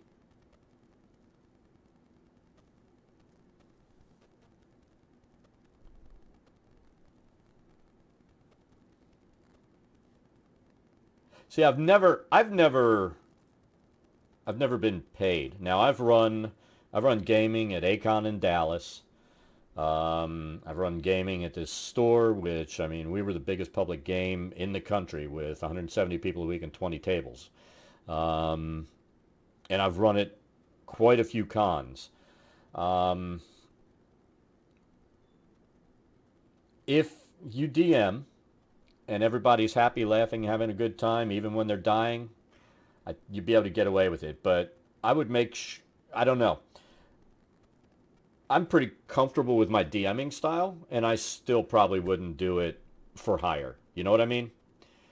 I'm comfortable streaming my games and having fun with my players. But I don't know. The issue with doing it professionally or for hire would be, and this is one of the reasons I probably would never do it. Um, Players would expect to get away with whatever they wanted to do, even if it was rule breaking or game breaking. So that could create issues. Well, I'm paying, I should be able to do what I want. And it doesn't work like that. It's a game, it's got rules, and you've got to be willing to sit down and lay out what your expectations are as a DM, how you're going to run, and let people know up front. Um, and I as a dad and a DM, I don't put up with other people's bad behavior. So all of my players all understand when they come in what I allow and what I expect. And as long as those expectations are fine, then we're good. You know what I mean? Yeah, it was rough, man. I've thrown out people for so many stupid things that should never happen in any game setting, whether it's public or in your home. Uh, that was always and I never, here's the thing, I always told the story afterwards what happened, right?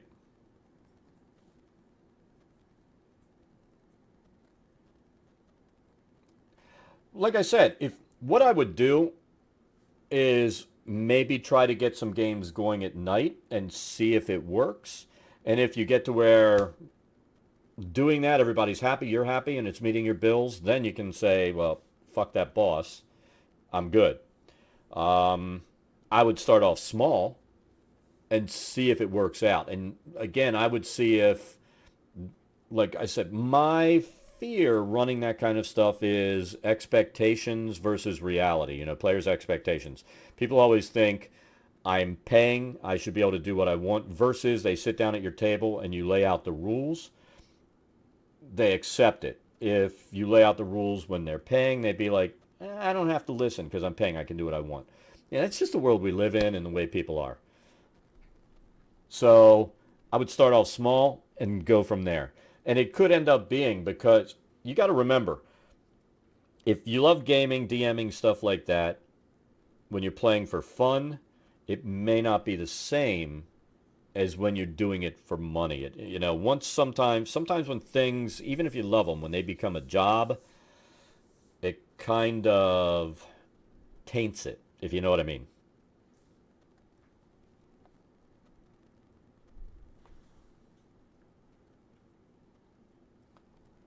Room 28. Exactly. I mean, I sit down every time I have new players sit down at the table. Um, you always have the one that sits down. My player is this gender. I'm attracted to these. And I go, stop right there. Number one, I will always call you by your name. I don't use pronouns because I make it personal, and that's how I like to play. And that's how I am in real life. I don't refer to someone in the room as he, she. I use names. Number two, there's no role-playing sex at the table, so who your character is attracted to means absolutely nothing to me. That will never get role-played because you don't know if that person there is going to be uncomfortable with what you're doing. And we don't make you happy and five other players unhappy at the table. So everybody has to be happy, which means no sex. If you do anything out of line, you might get a warning. If it's too bad, I'm going to tell you get the fuck out. That's my speech to new players all the time.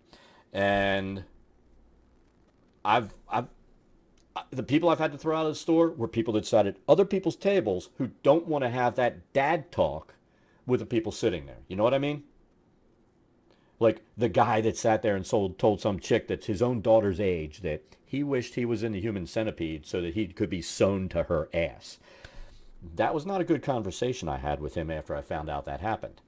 And oh my God, the thing, People drive me crazy in public settings. You know, when you're playing, I never know what somebody's going to come over and tell me happened. Exactly. And the main thing is, as a DM, you establish the rules that you want to play under. And as long as everyone is happy with that, then they'll play with you. If anybody's like, no, I want to be able to do whatever I want, they're not a good fit for your table. So you don't need them or their money. Establish the rules that you're comfortable playing with, and reasonable people will want to play with you. I mean, that's how I treat the game. That's how I treat life. I mean, life's too short to deal with assholes. Like I've always told my kids since they were little, the world is full of assholes. Be happy you don't have to meet all of them.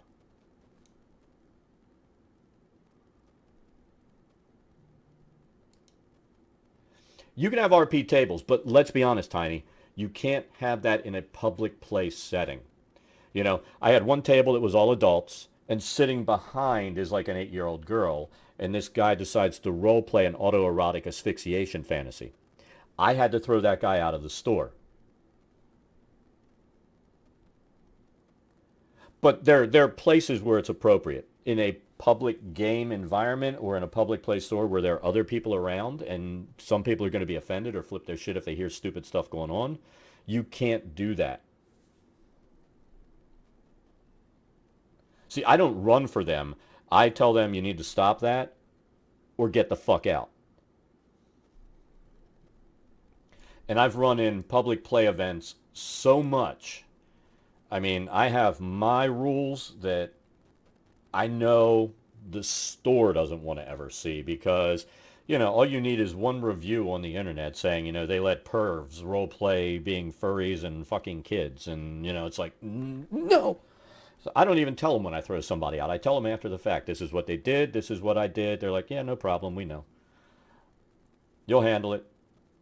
They're like, if it's ever anything you can't handle, just tell us. I'm like, if it's something I can't handle, you'll know because there will be blood on the floor.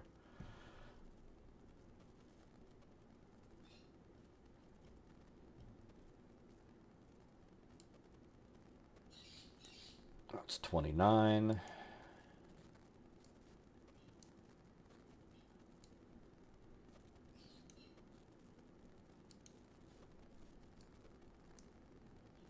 $30.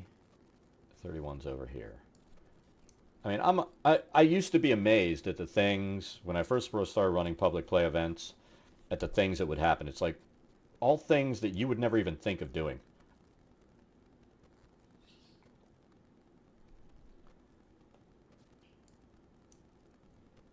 I just insta-kill the murder hobos. You want to murder hobo? The DM is the best murder hobo on the planet. There's nothing you can do about it. That's what you have to remember.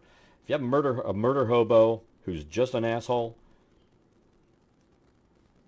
you can roll dice and look them in the face and say, that's a crit.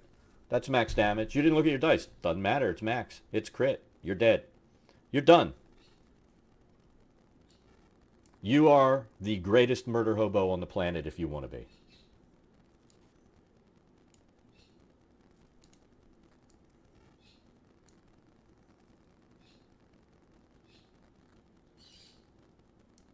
Well, I mean, you've always got kids and stuff coming in, and when people don't even have the decency to act okay around kids, it's like they have no place being out in public.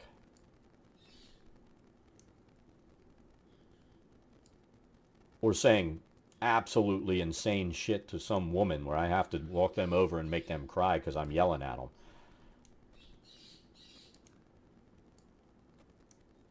Not the woman, the guy.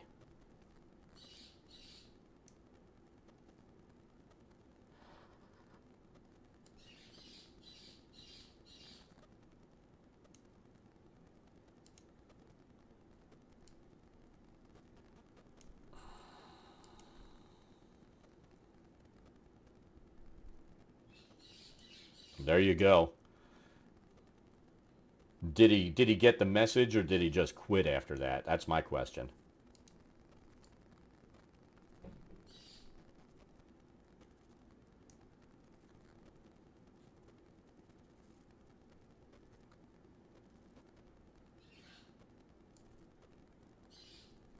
Public games are, I'm going to be blunt, public games are 36. A crapshoot. If you've got somebody good coordinating and running them, then it'll be fine. If you've got like total jackass running them, it might not be so fine.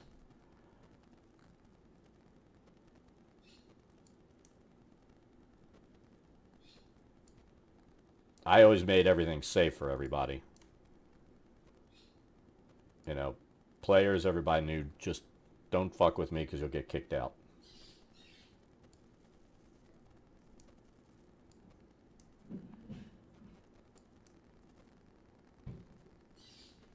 Trying to find 40. This is where stuff just gets annoying.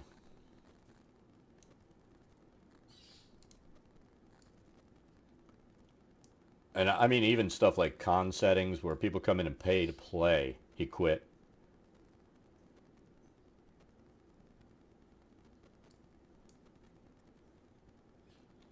I mean, I just don't get that kind of crap. I mean, I've played with stupid people. You know, they're just stupid. They're harmless. Usually stupid people in game get themselves killed in game. I had a guy that got himself killed in the same campaign 8 times because he was really stupid. Fortunately, it never ended up being the players at the table dying because of his stupidity, but he was excellent at getting himself killed. That's the harmless kind of stupid player, you know. You don't really mind it because it's not affecting anybody else's fun. But the ones who do stuff that create combat you don't need to create, kill NPCs that are supposed to help you, you know, just do stuff that a normal human being wouldn't do.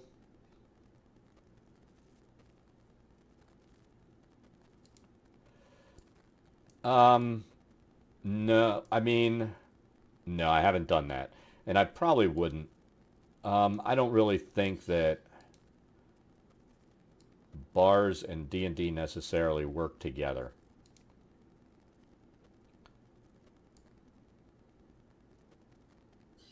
I think you would need to have a bit of a lighter campaign so you can just laugh and have fun because, you know, the people that are at your table who possibly have an actual drinking problem, um,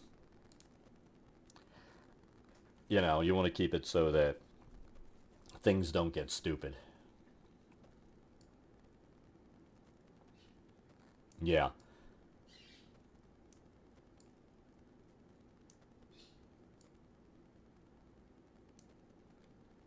Well, see, most new players are harmless, right? It's it's the freaking edge lords when they come in.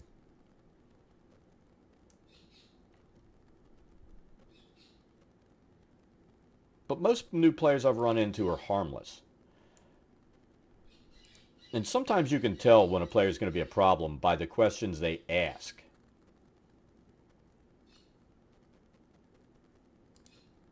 You know, a lot of them. I've had so many players come in. They're like, "Oh, I just want to watch. I don't know anything about the game. You know, I'll watch and learn." I'm like, "Look, it's fifth edition. It should have a yellow cover on the front that says D&D for Dummies. It's a simple system.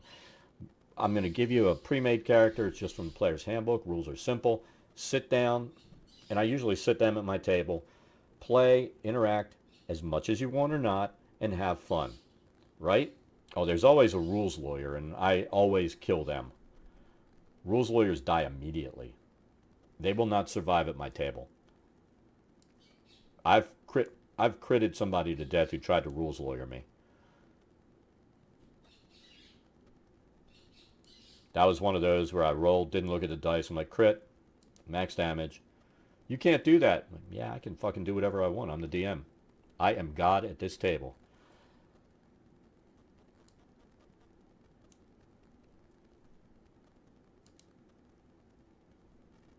He quit after that. But he was a jackass. He's the kind of guy who brought his wife along to play and then ran her character, told her what to do, ran his character, you know. You don't want that kind of asshole at the table. I'd sit there and say, I'd ask her what to do, and he'd start talking. I'd go, shut the fuck up. Her character, she talks. If you say another word, your character dies.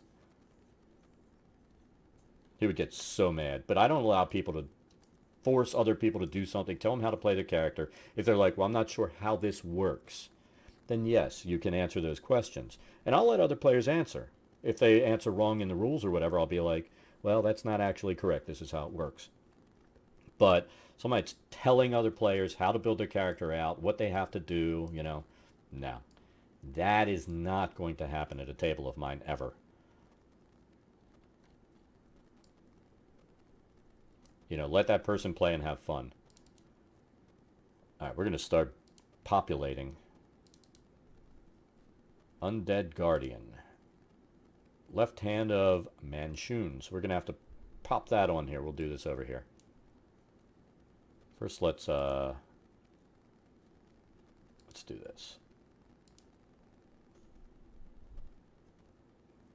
I thought I dropped that in a folder. We created these folders yesterday.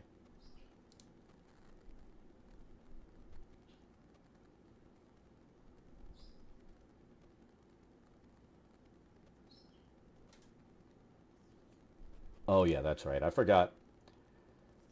We were busy prepping. There's one thing on the level above where the characters are actually turned into these purebloods. And, you know, they'll come in with 2d20 hit points. I random rolled all this stuff, set it up. So when they walk in and go into that nightmare, I transmorph their characters into this, and the combat will start. Radis Magus, thank you for the follow. It's greatly appreciated. Hope you're having an awesome day. Yeah, it's a big difference. And, you know, I don't tolerate that kind of stuff. I just don't. And you can tell that person that's sitting there being told what to do, they're not having fun. So, you know, you can't let somebody ruin somebody's fun like that.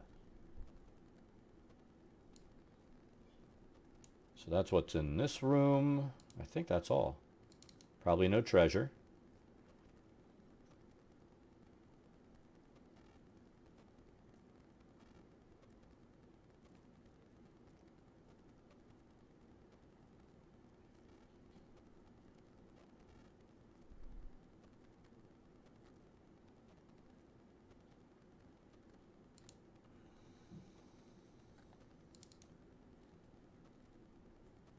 Yeah, I won't. I just can't let other people ruin a player's fun.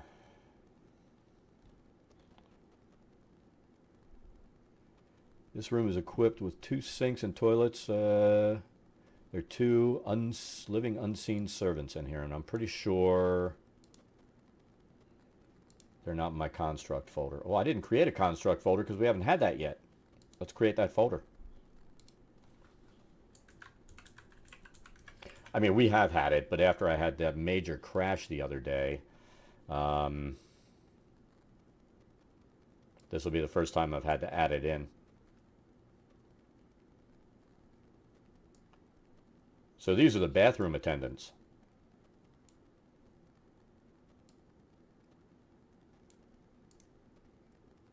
I think I need to, you know what I need to do? I did, let's fix this. I'm pretty sure that I have an image that I used for this. I know I had it, but did I save it to the right folder? It's going to be a matter of me seeing if it's in here. No, it's not there.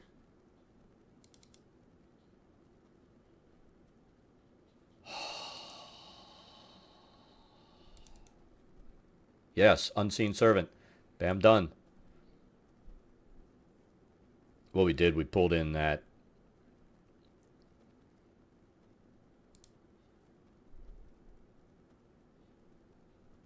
miniature picture.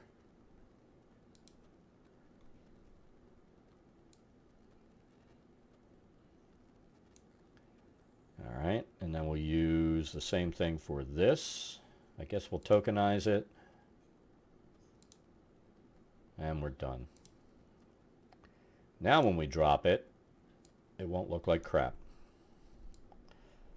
Well, I mean, it looks like that. But they can't see them anyway. They're unseen servants. So we do this, and they're invisible.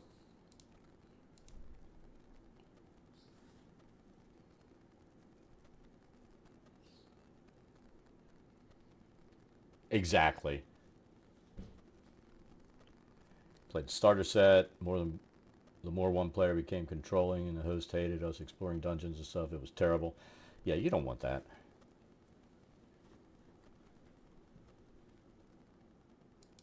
I mean, I've been playing. Here's the thing. I've been playing forever.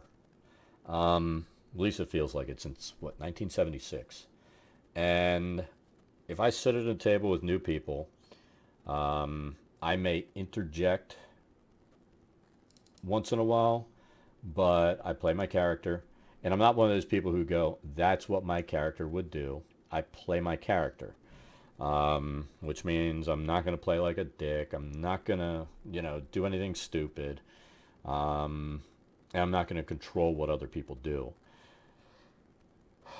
But if we get an asshole player at the table, there's a good chance I'll kill that character. I admit it.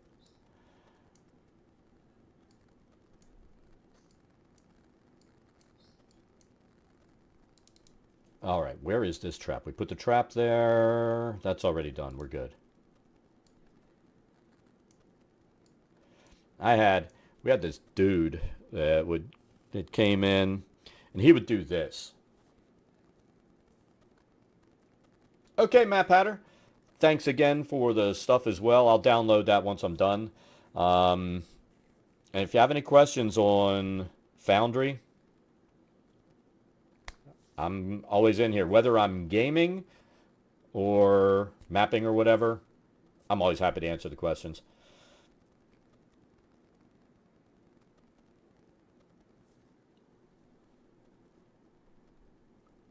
And you'll have to let me know if you're going to go online and stream when you're making your stuff.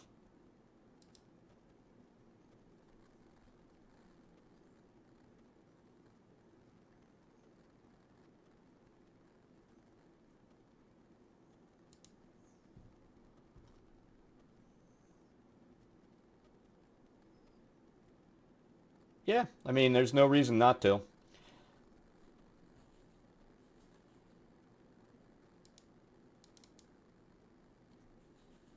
All right, so what's in here? Empty. Enormous red velvet curtain. I like empty. Empty rooms are the best rooms. All right, seated behind one of the desks is an archmage. Archmage. Let's drop this. And I tell you what we're going to do. We're going to make this guy is Spite Harrowdale. We're going to do a copy. And we'll rename it. I don't, you don't really need to do that, but I kind of like doing it. And I did that. I didn't mean to copy his spell book, but if they kill him, it's just possible.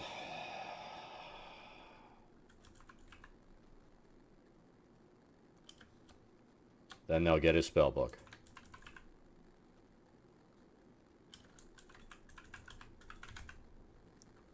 Curious, what does he have for spells?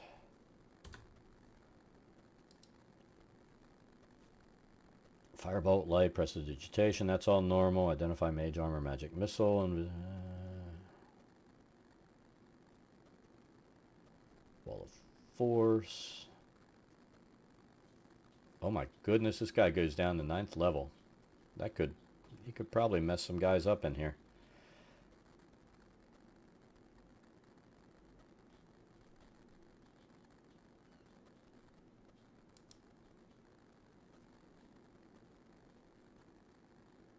Okay, Radis, no problem. Have fun doing that. And like I said, if you're going to look at playing online, I highly recommend Foundry. I've used Foundry, Roll20, and Fantasy Grounds. And I'm 100% on board with Foundry now.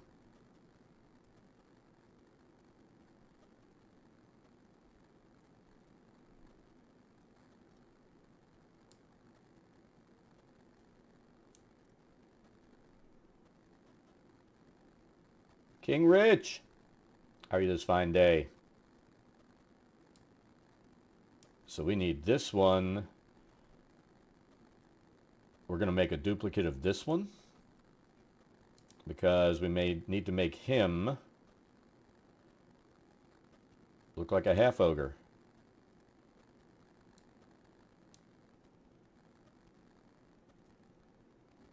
So let's name him Mara. Now the question here, God.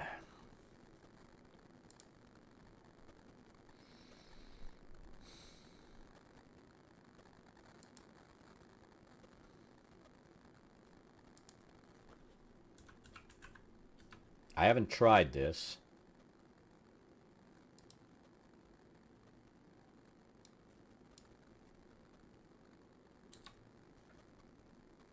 Forge assets.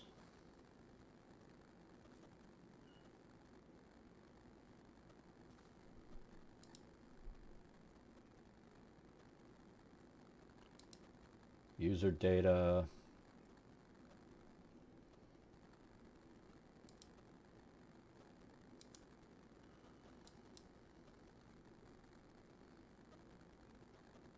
We're going to spend a lot of time. It would be quicker for me to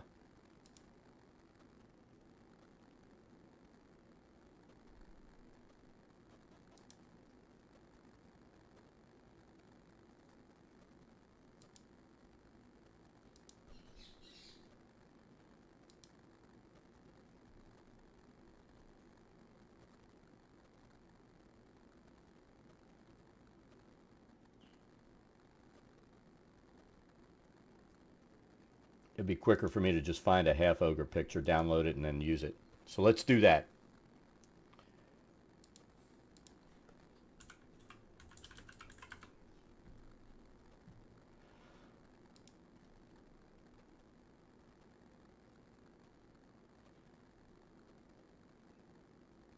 Bam, done.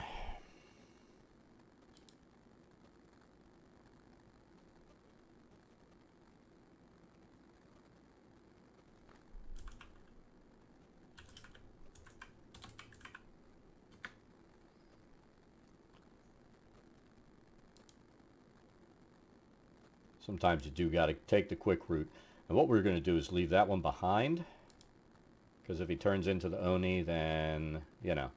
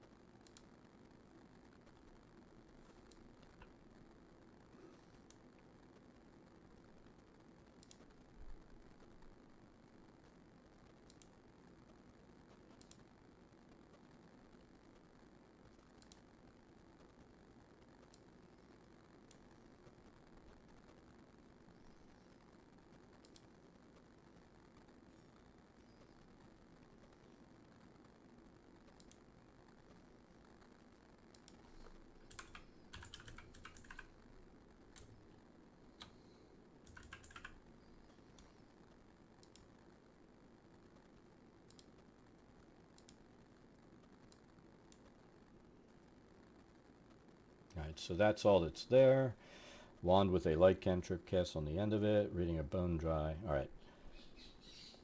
Life is Karma. How's it going?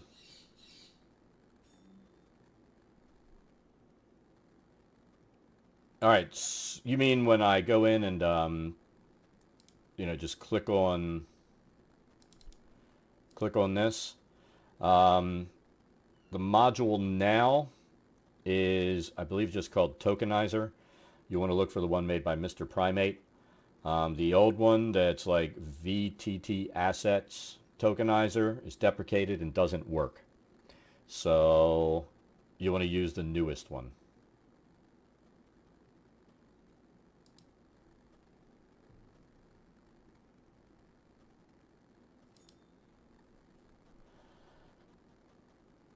Alright, so he has a wand that he's holding, so this is what we're going to do, because we're going to turn this whole place dark when I'm actually running it live.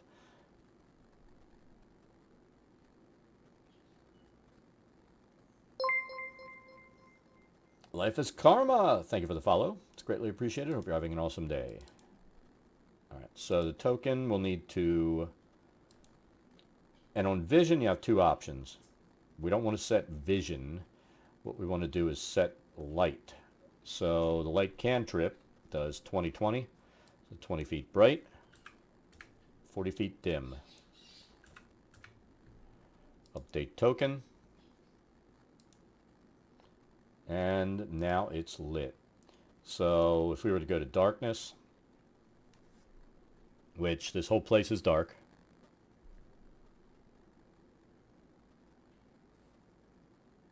this would be properly lit.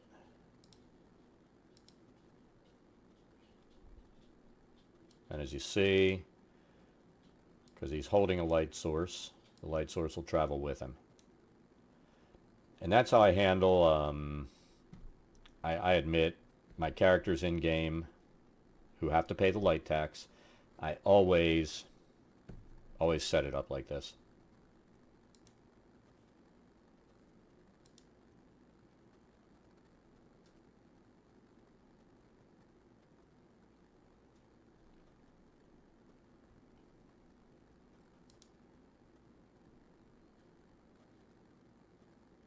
Alright, Medusa Junction. Let's see what's there. Oh, there's a trap, huh? Walls in this room rise vertically 10 feet. And then, again, angle inward 20-foot high apex. There's a statue of a Medusa. Creature sets off the trap in area 2. A poison arrow materializes in Medusa's grasp as the statue animates. Immediately draws back the bow. So they step there. Ooh. Shoots the arrow at the creature. Triggered the trap. +6 to hit, dealing 6 damage. Plus poison damage. The Medusa statue is a medium object. 15. Alright. So it's not an actual thing. That's just a trap where you get shot in the face. So that is awesome.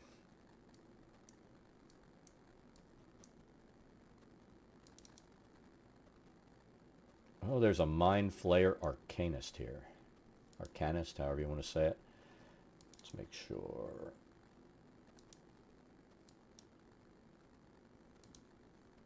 Do I have giants? Yes, I do. So this is humanoid.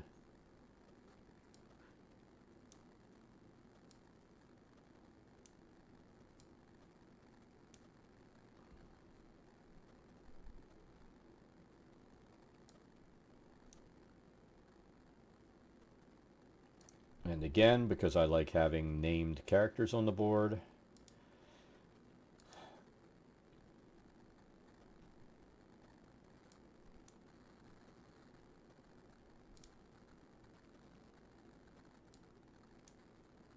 we're going to give the copy a name. Cephalask.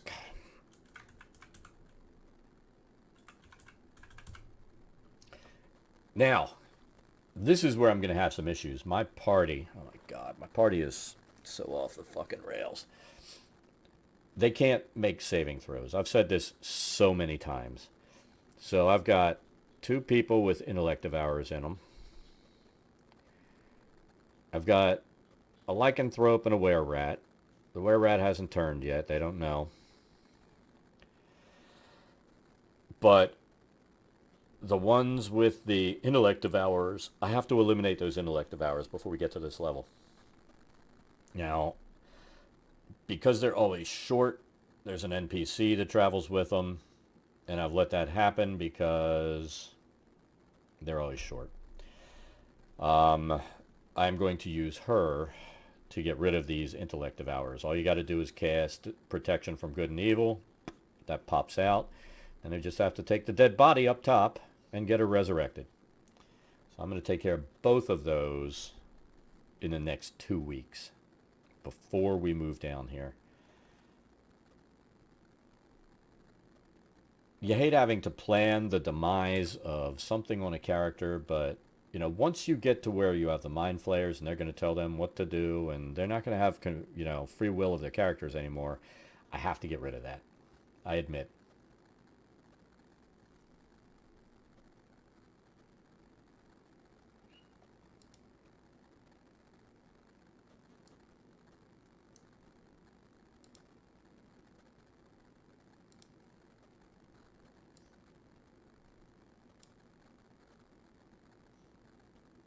Now, I could change these tokens. I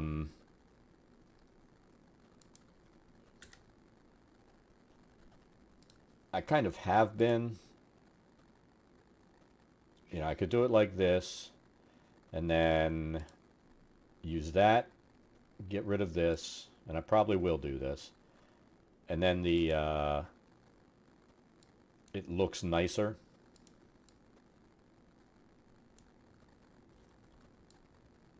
Take it in about like that.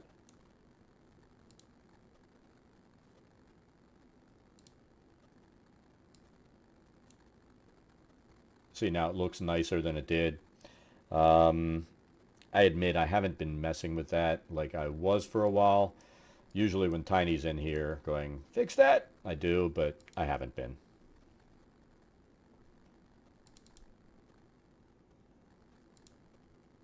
I might leave this like that. I kind of like it.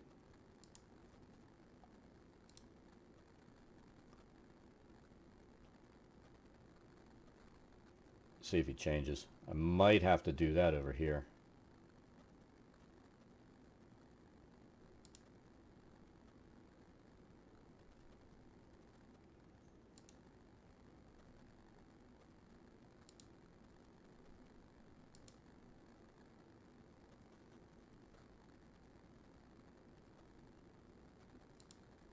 Well, you know.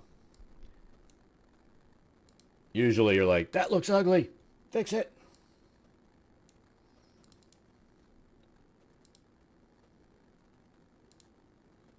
Let's fix this again.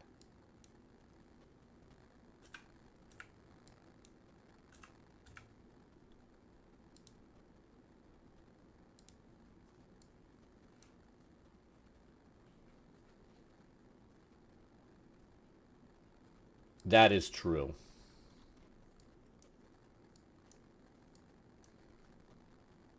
This one I'm leaving like this. I'm not going to make a arm in the air guy.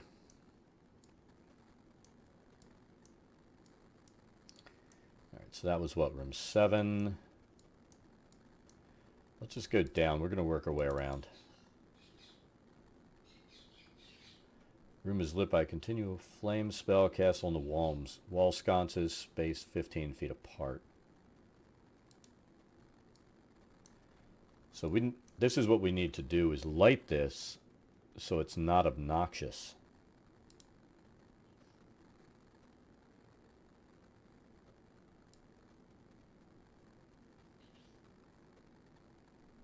So 5, 10. Let me verify the radius of the light on continual flame.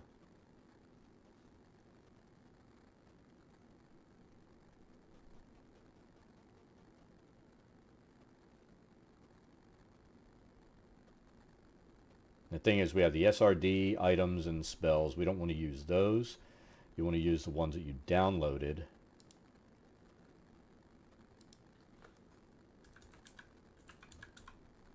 There we go. It's probably a 2020, but let's make sure. Equivalent in brightness to a torch, so it's 2020.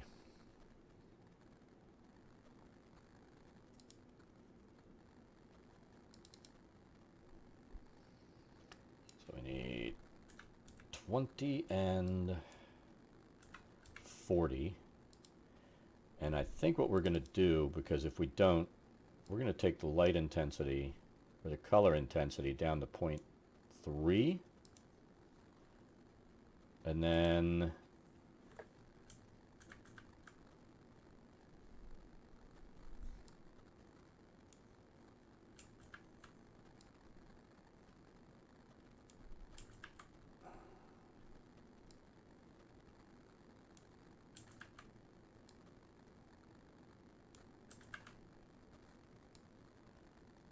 And Control C, Control V, the copy paste does work in this, so take advantage of it. Once you have, if you have multiple light sources or something that are identical, use that.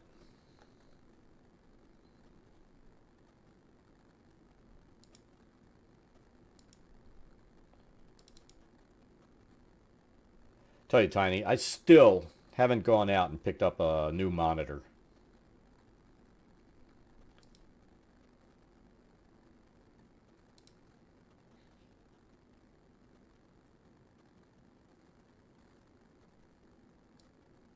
I think we are going to put this wyvern in the room.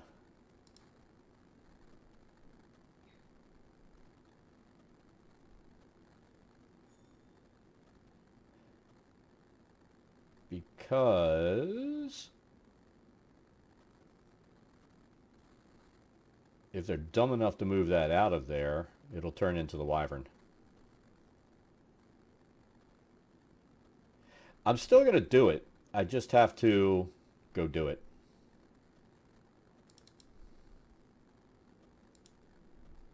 No, I'm not. I'm just trying to figure out... See, the one that I want, because of price, is a 27-inch curved monitor. But the one that I want, because it's actually flat with a narrow bezel, is like $100 more. So I don't know if having a curved monitor is going to be beneficial or not at 27 inches. You know what I mean? But I need the hertz rate because of my graphics card now.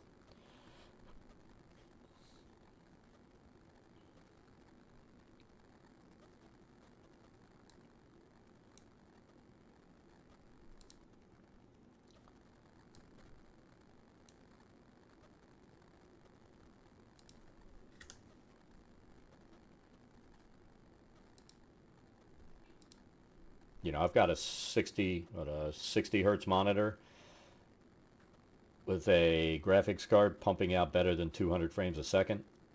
So I'm not getting full use of my graphics card. You know what I mean?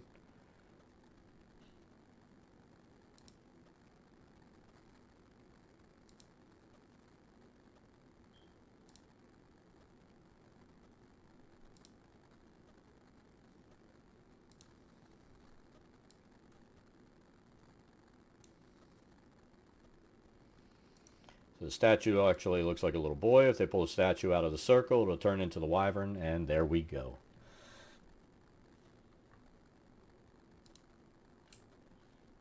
So that room's populated.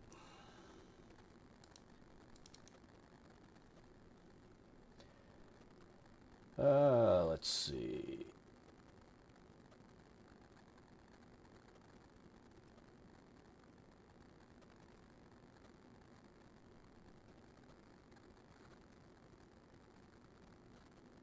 Yeah, I do.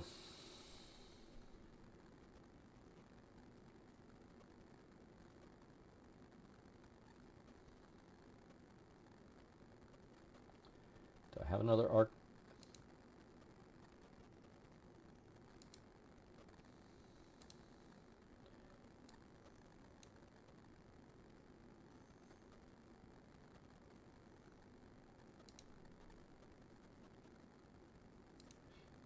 All right, so we have a named Nestor. He's undead. Don't have a dragon folder.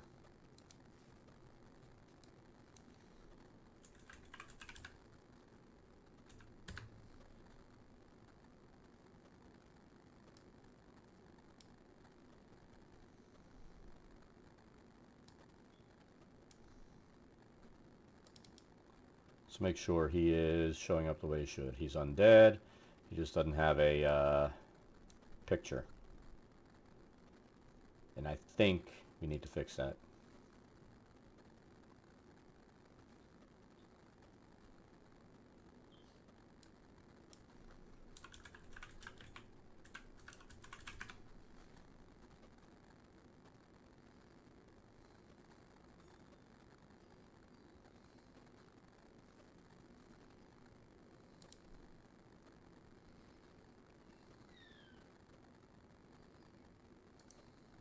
We're going to use this.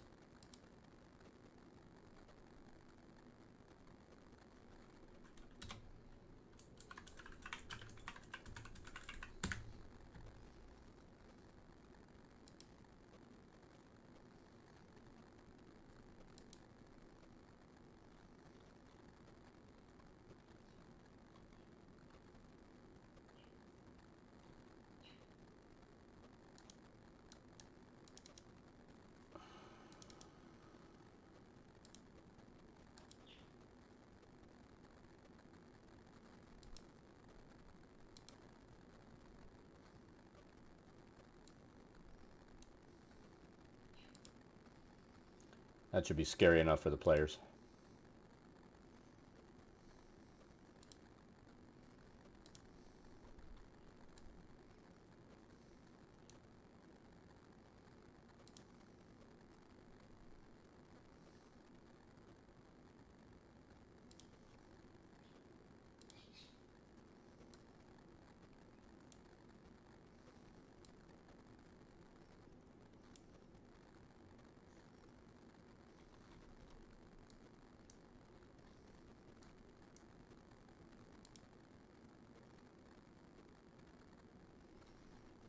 Tell you what, we've spent so much time doing other stuff today. I don't think we're going to get done populating this map.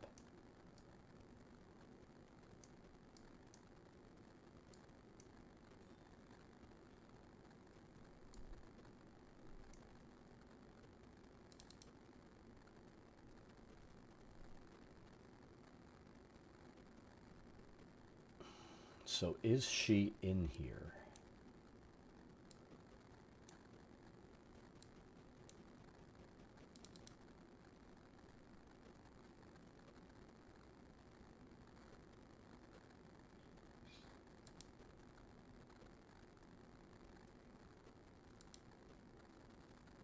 She's a mage.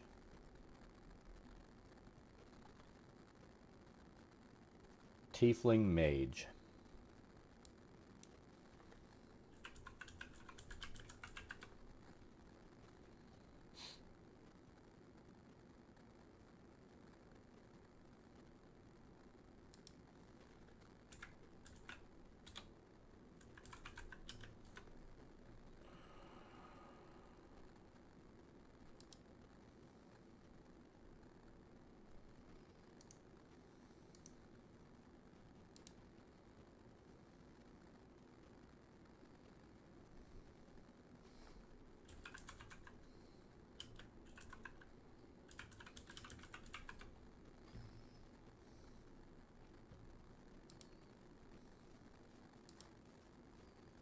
It keeps defaulting to this folder.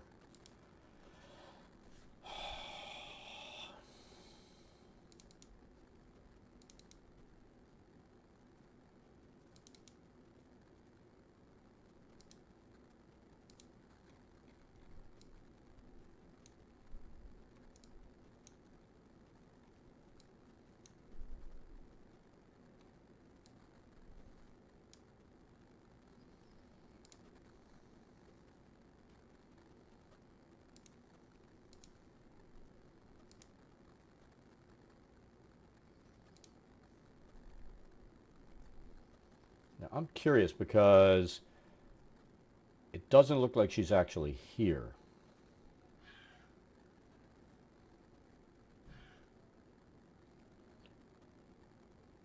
Now, I do need to create a loot container here.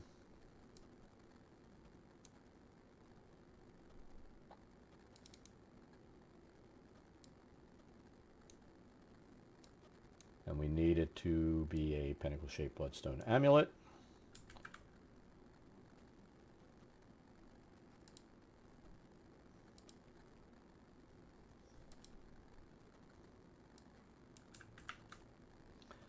Worth 125 gold.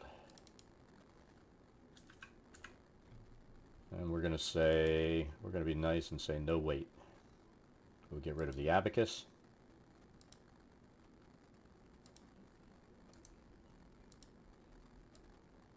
Put that in the corner.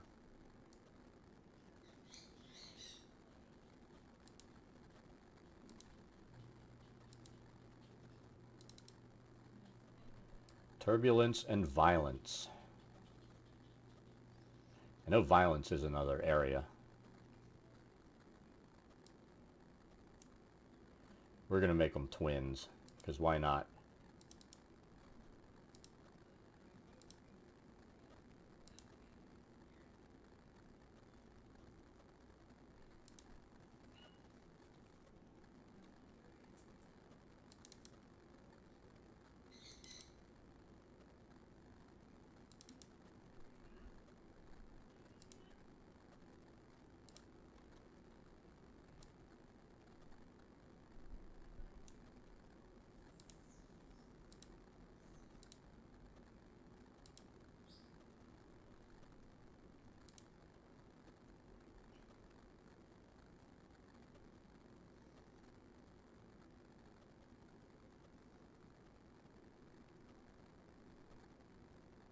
All right, so her footlocker contains a set of traveler's clothes. Red leather pouch containing 75 gold pieces.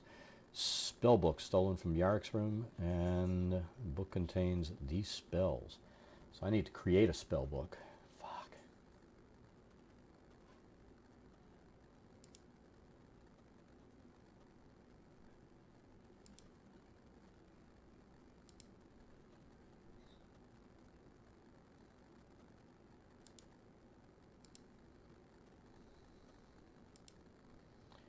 So here's what we're going to do. We're going to do this. Watch this.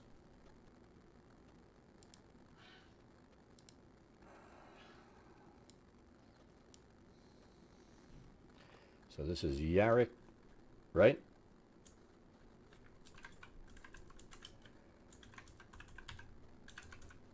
Yarek's spell book.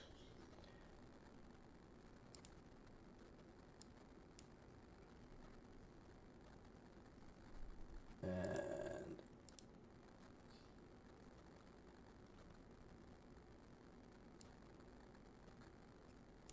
we're going to delete all this shit.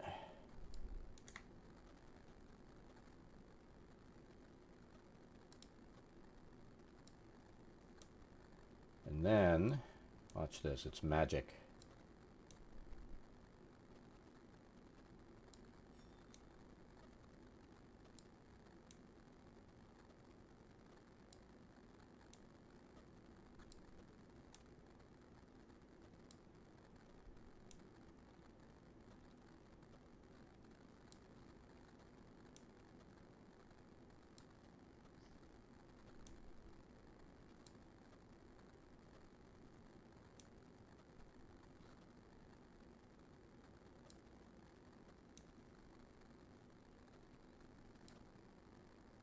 And I think it'll work.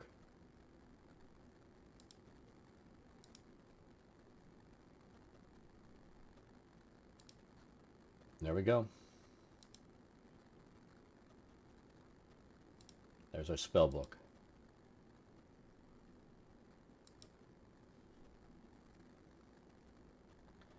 I know they're not here. So we need to, let's create another chest. We need to put that spell book we just made in here.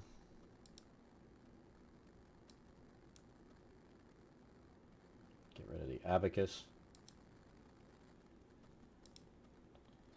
And then we'll look and see what else is in the loot.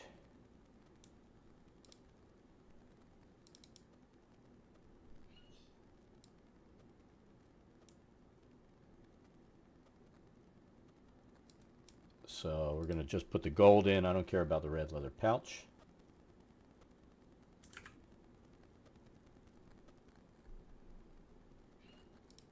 And that's done.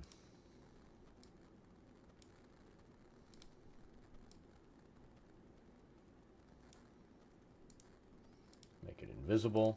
The nice thing with this, you can see the characters are over here. We can distribute gold according to the players that are here, and drag and drop the loot onto character sheets right from here. So it works really nice.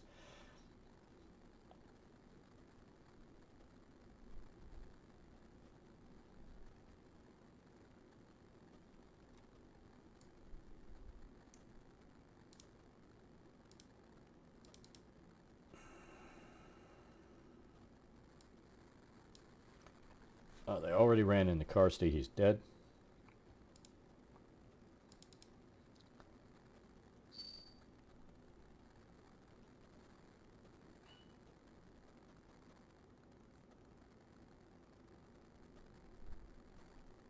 Yep. Easy is good.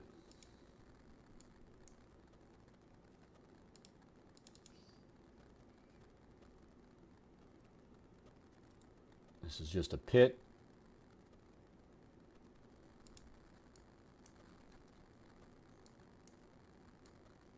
You know me, Dad likes easy.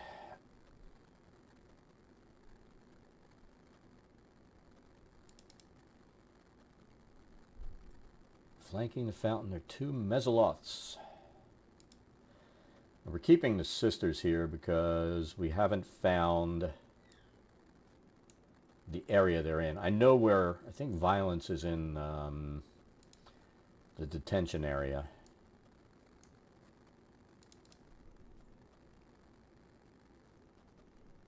Unlit stone braziers, we don't need to light that.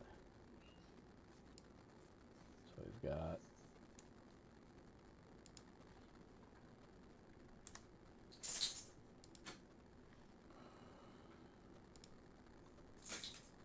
this. Get rid of that. What's the matter, bud?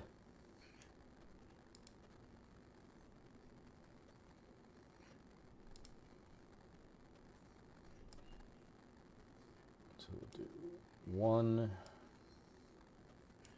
2, and they're ready to rock and roll.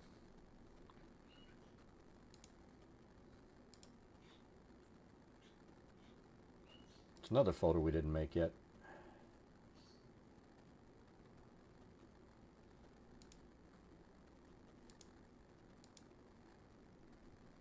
Fiends.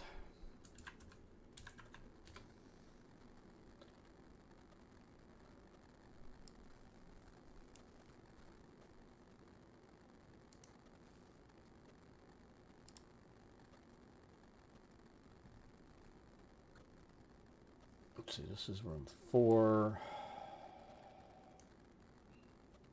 8, 7.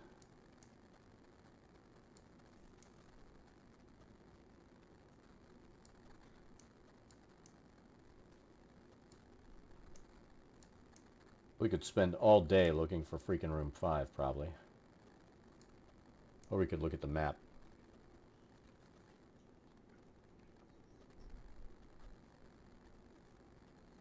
It's one thing I liked about,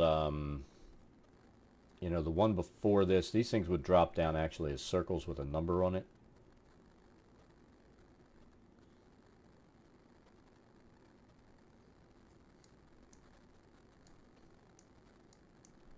That's 5.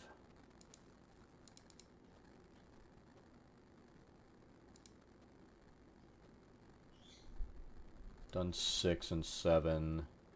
We've done 8. 9 is the pit.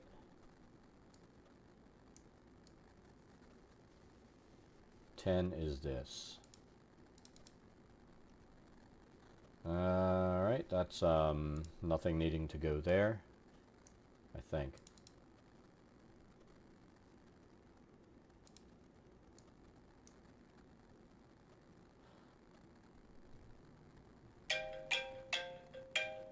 No scams today. All right, 11 more rooms.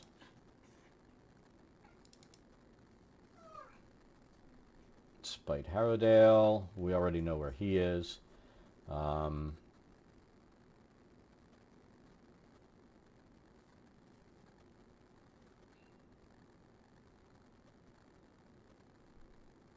Keeps a tiny jeweled chest inside his roll-top desk.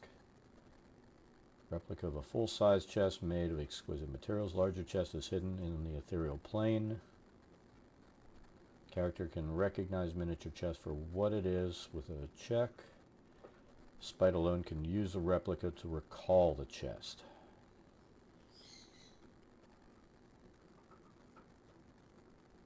Spells of Spite, Volume 1 and 2.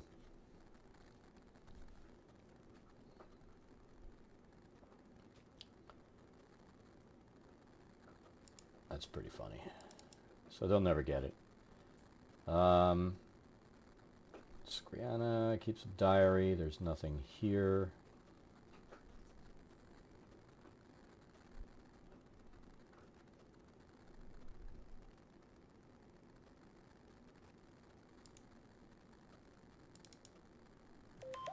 Vacant room.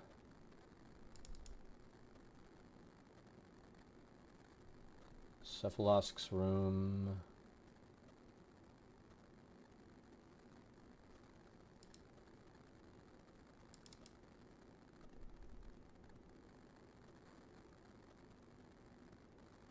There's a familiar in here. A spider. One whole hit point. He's teeny tiny.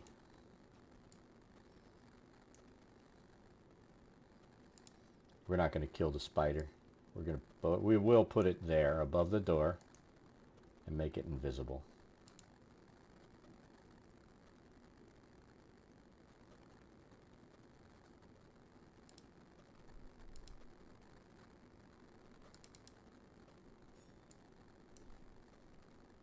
Did I put it in the wrong place? Where did I put the damn spider? I put him in the wrong room.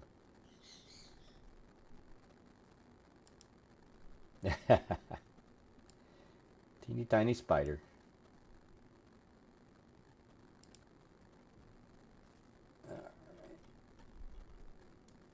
So we need to set up a chest in here. What does it have?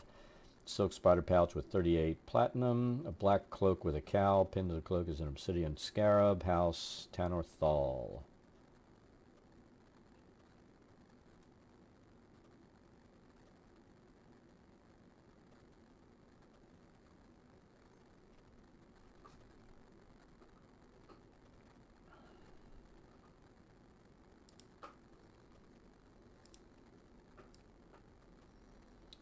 Alright, so let's drop some treasure in the chest. Or I should say, let's create some treasure in the chest. So 38 platinum.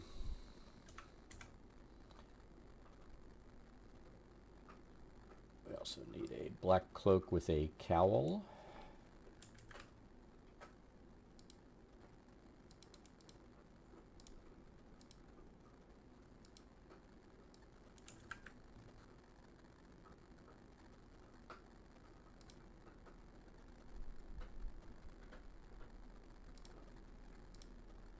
And we need an obsidian scarab engraved with insignia of blah blah blah. Right?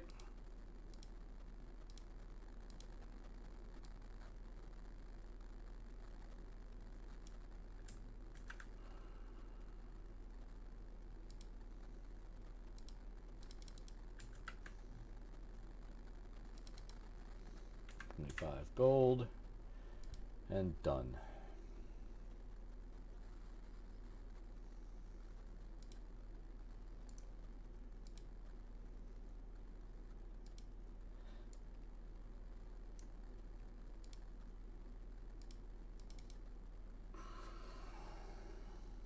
Vile stench issues from an ogre zombie standing against the wall opposite the door. Awesome.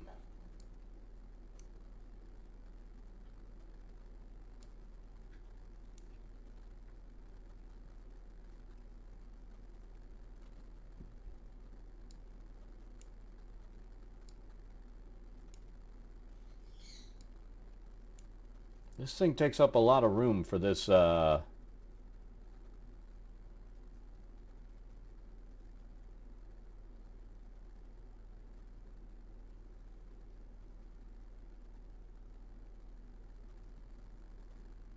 teeny tiny room. We have to find this guy. You know what? I think we can find him really quick. I'm hoping.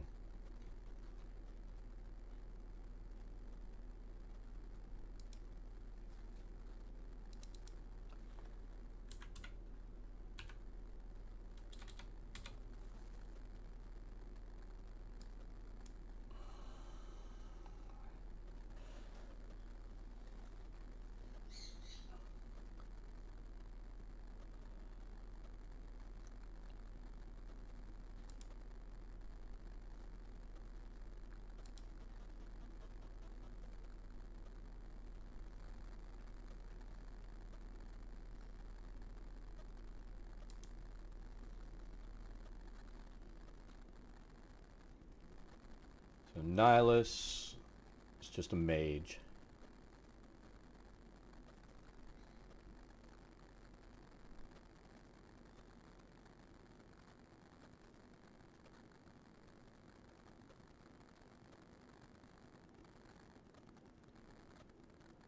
So where the hell is he?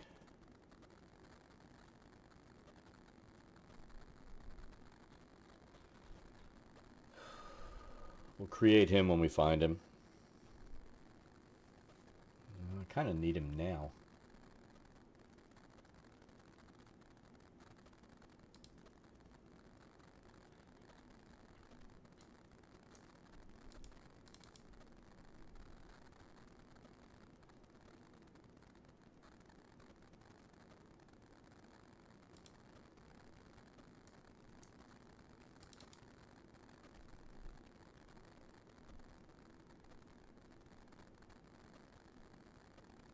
We're going to put her here. I think I kind of planned to have her here. So we're going to put violence in detention.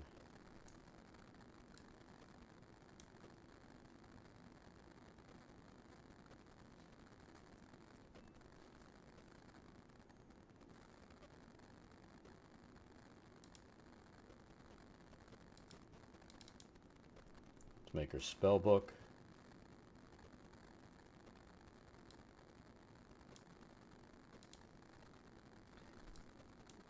That.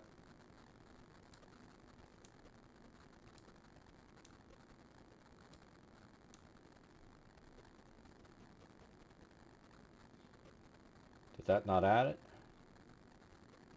Did not. I guess I have to do it this way.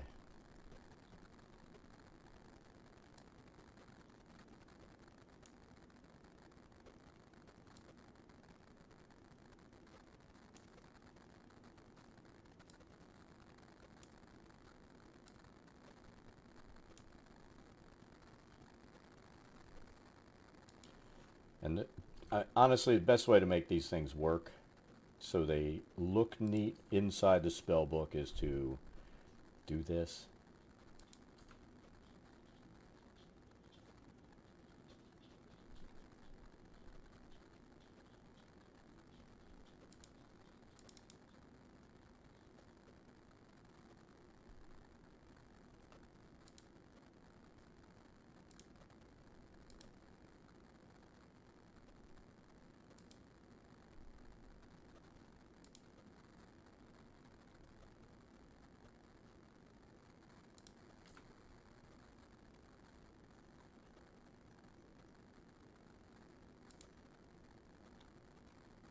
Did that fix it? Alter self. Second level spell. That needs to go there. I'm not going to worry about it. I should, but I'm not going to.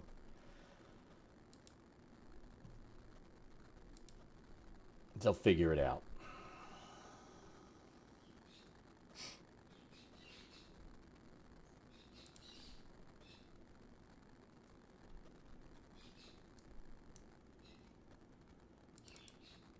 Nobody's in the showers. That's a good thing. Tap room.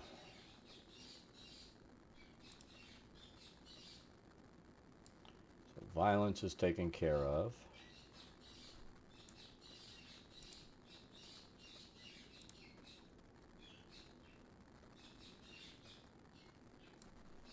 Drow mage.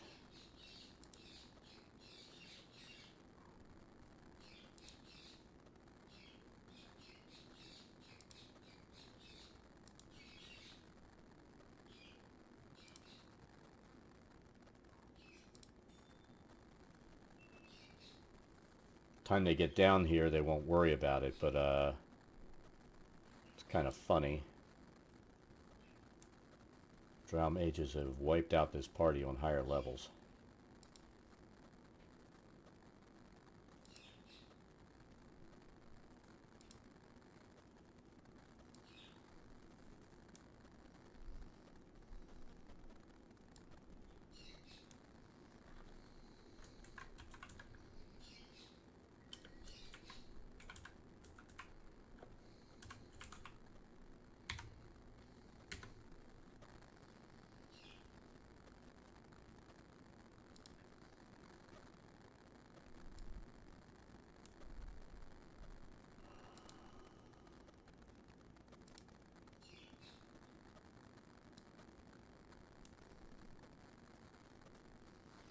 Alright, so we're going to create this spell book properly.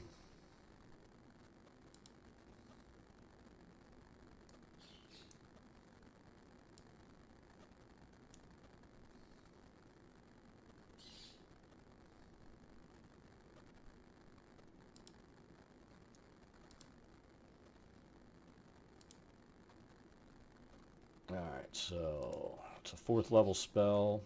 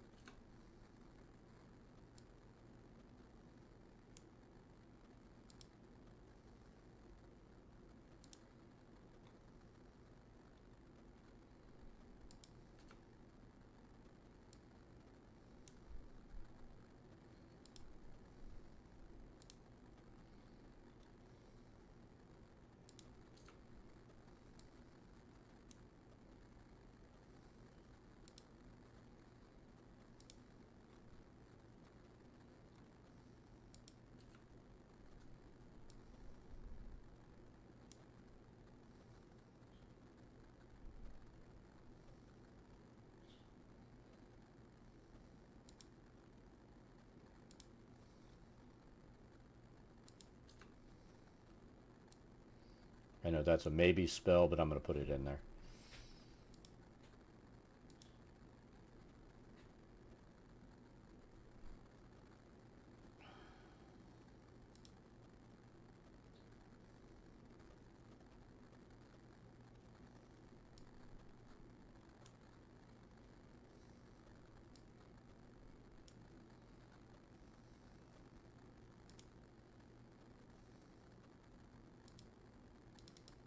Alright, so see the only thing in here?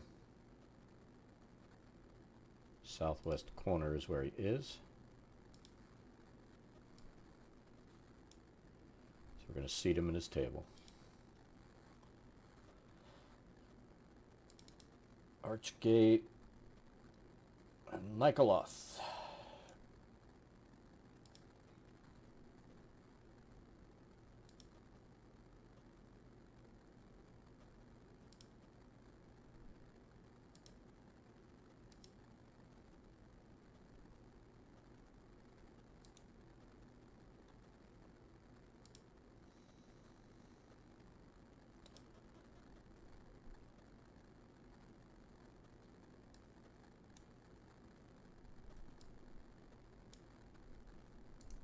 Invisible.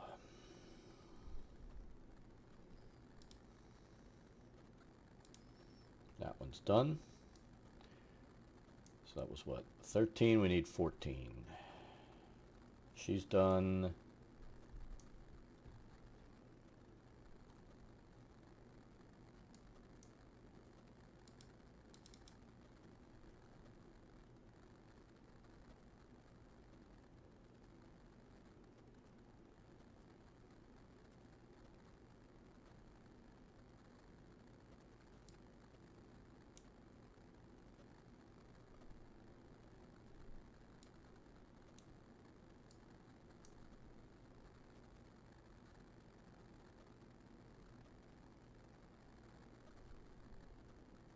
So we need a continual flame spell there.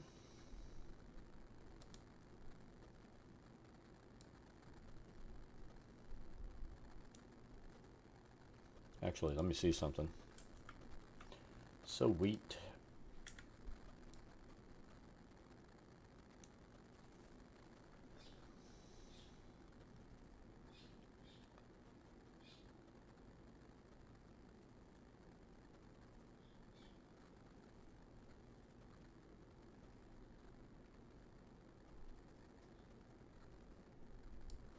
Oh, We need a duplicate of this guy.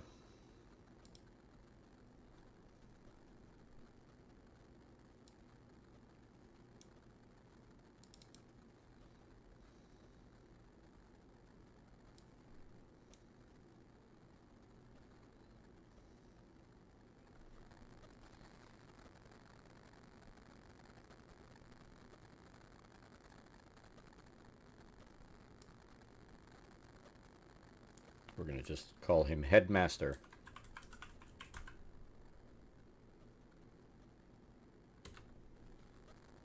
And he needs to look like Hallister.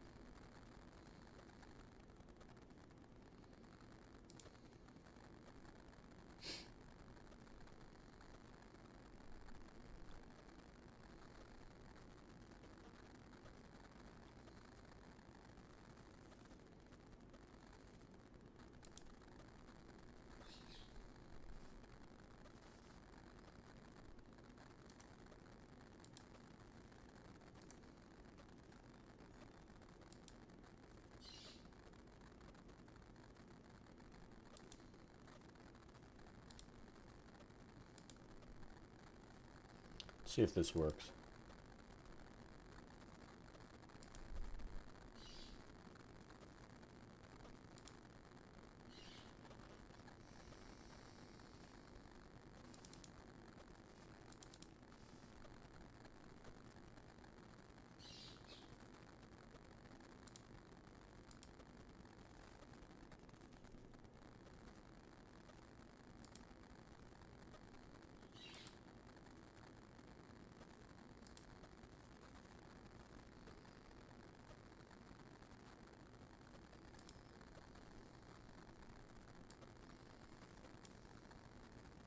There we go.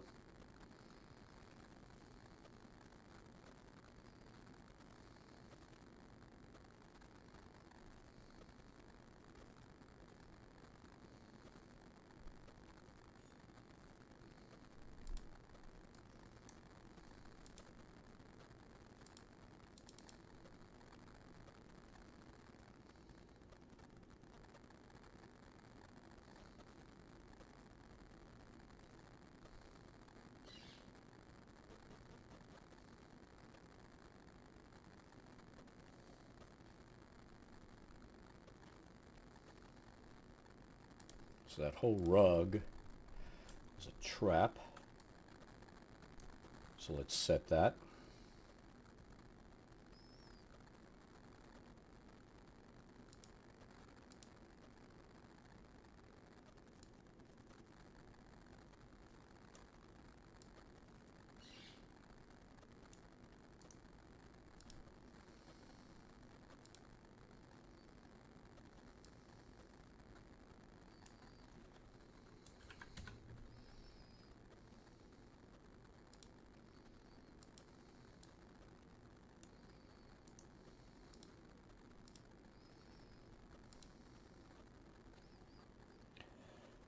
And that room's done.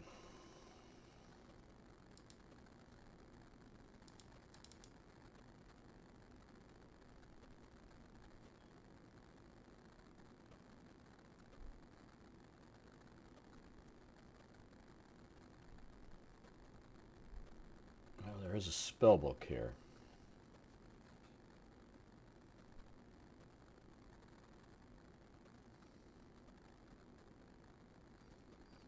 Nobody's going to be able to do it because they need True Sight to be able to read it. We'll see.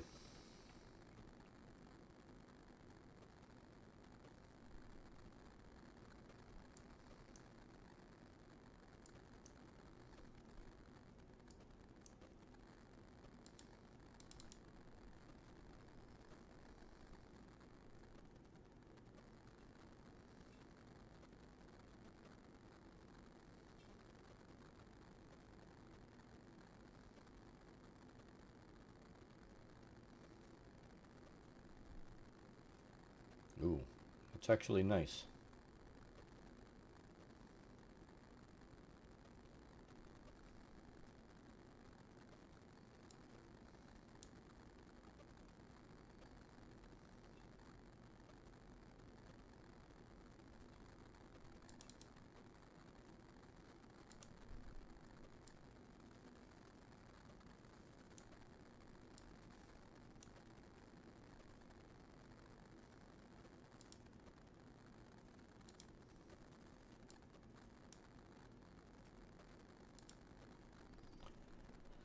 Alright, so we need to create another mage.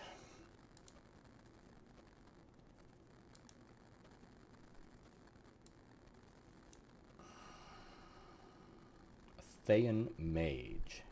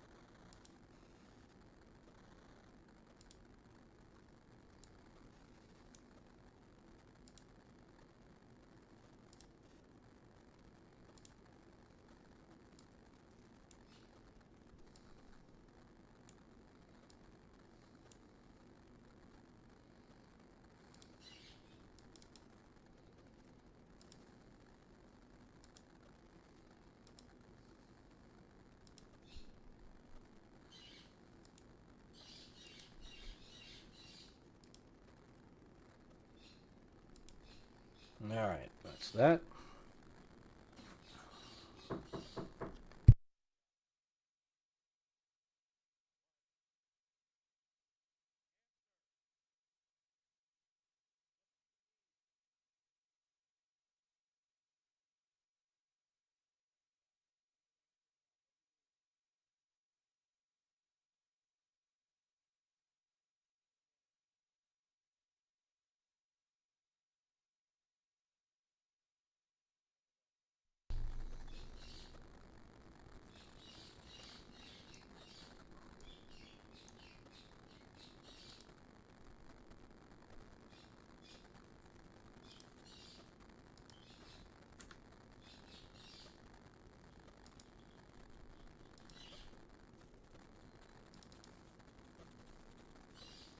Vaulted ceiling lit by continual flame on the stone sconces shaped like fiendish claws.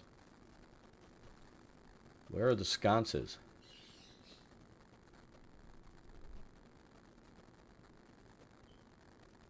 I guess I didn't put them on the map. That's an error, but I'm not redoing the map and repopulating.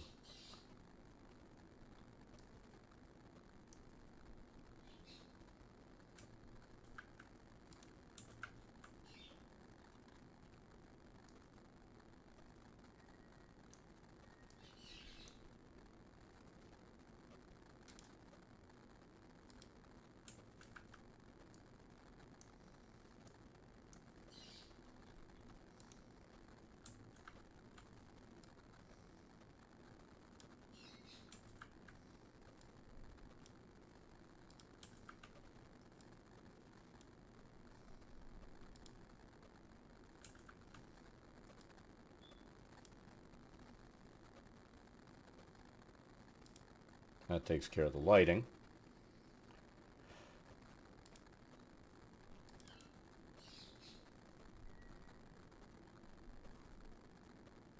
There's turbulence.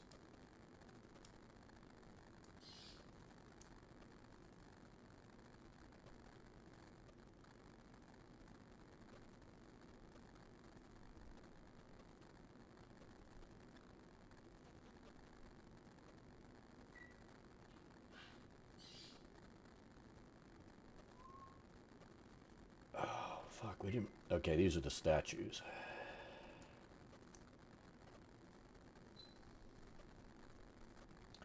So we need 3 archmages.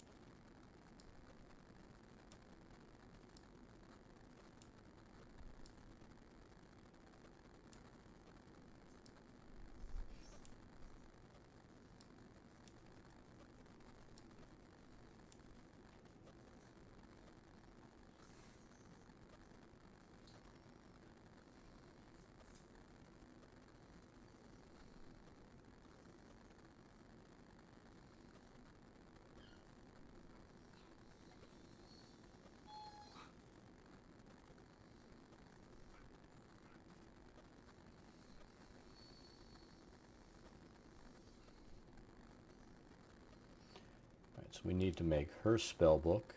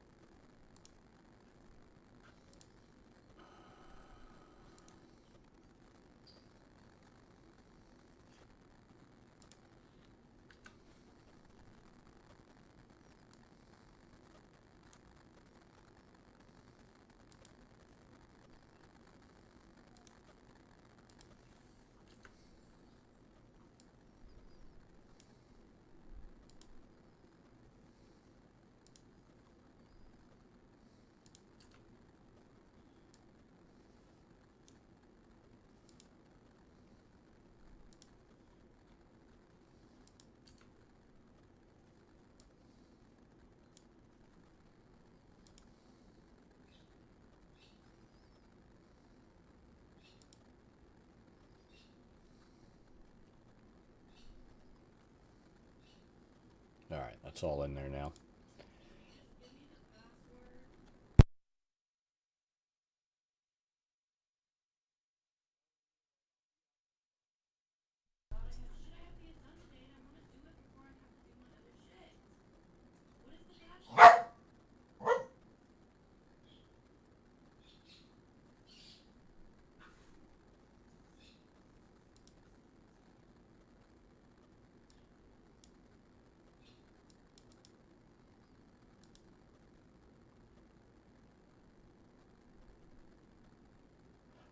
Wow, okay.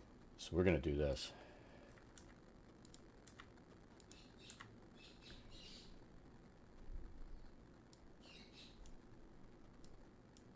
Actually...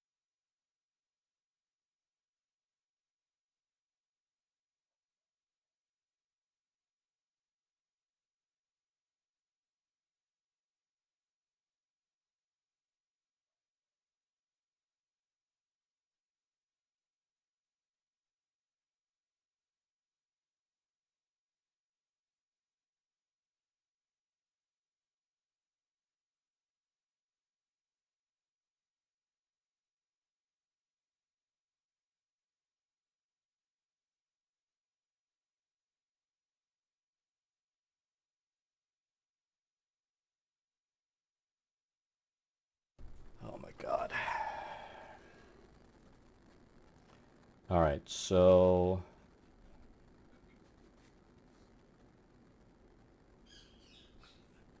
let's make sure these are right.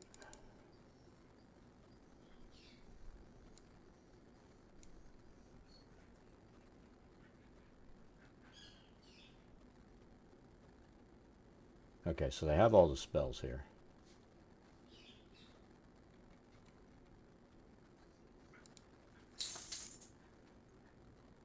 Put that in the construct folder.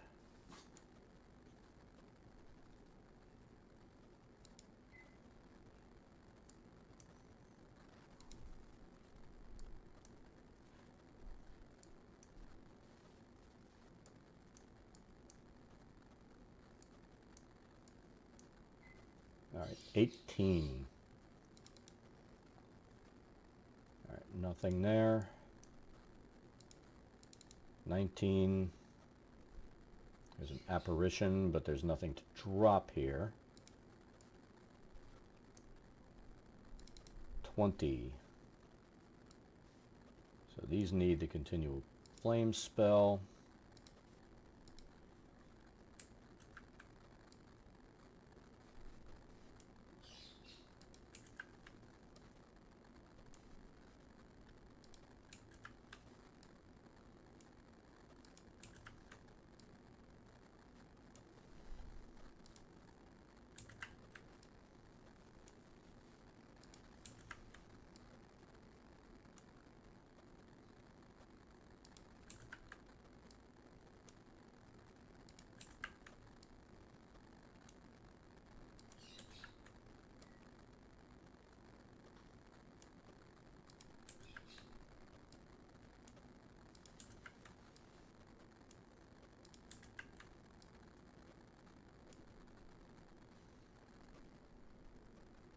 All right, so that, we're going to have a little dead zone here where it's just dimly lit, but that's fine.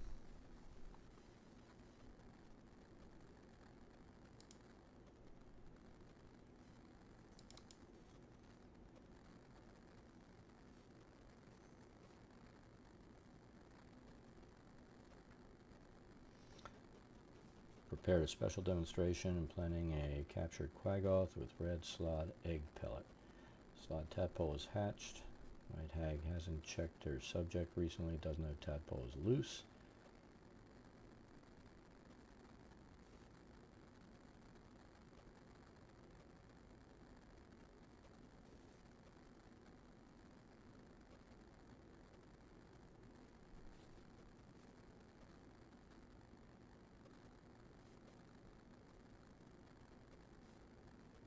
So we're going to drop a blue slot in here,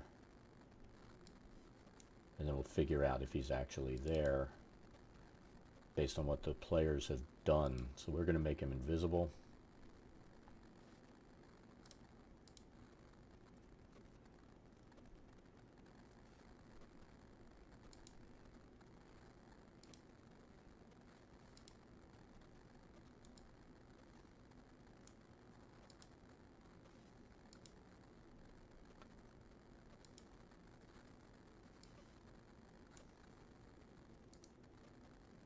And it may or may not be there.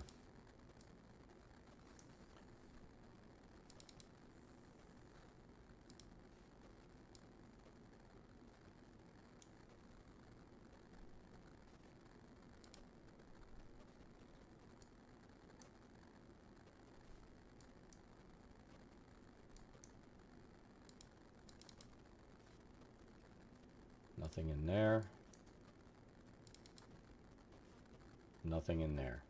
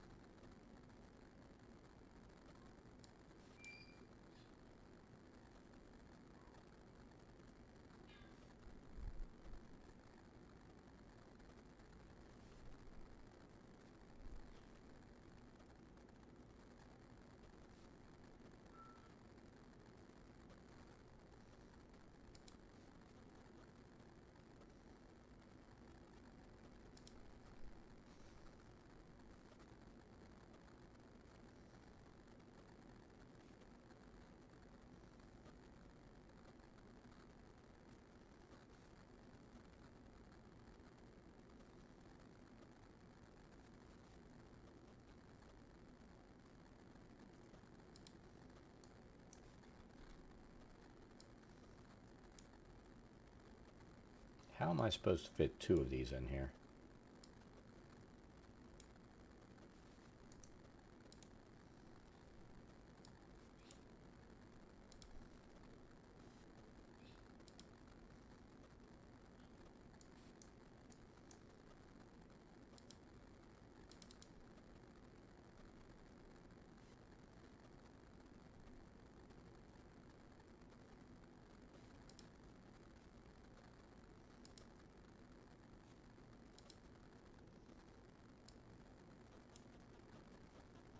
Elemental.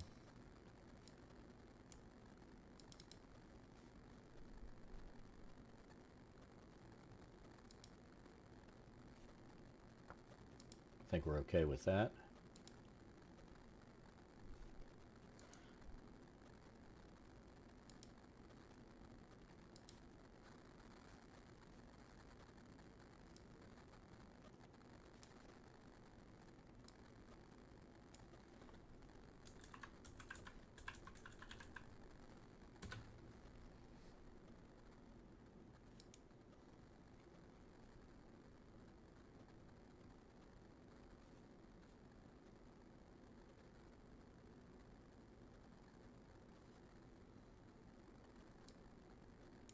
So we're going to put her in here.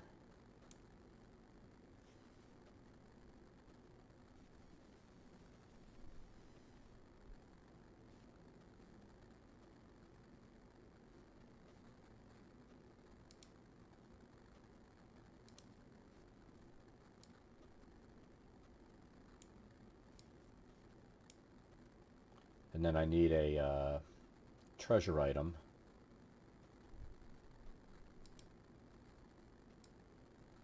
We're just going to do it this way.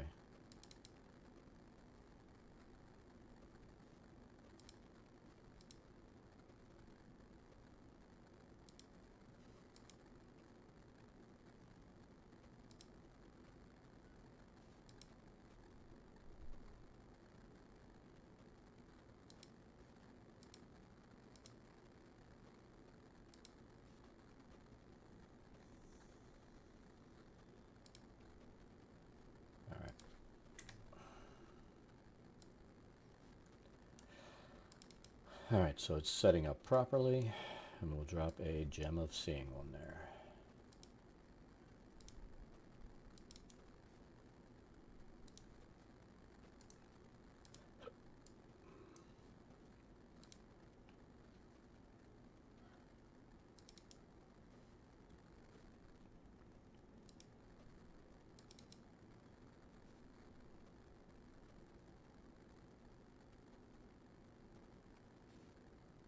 Yeah, we're just going to leave her over in that other area.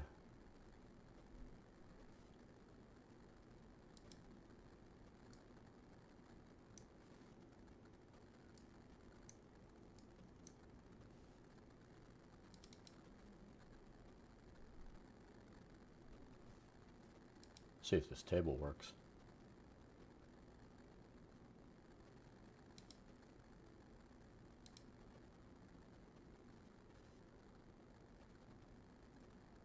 So we basically just have to roll a d8. It's not going to roll automatically.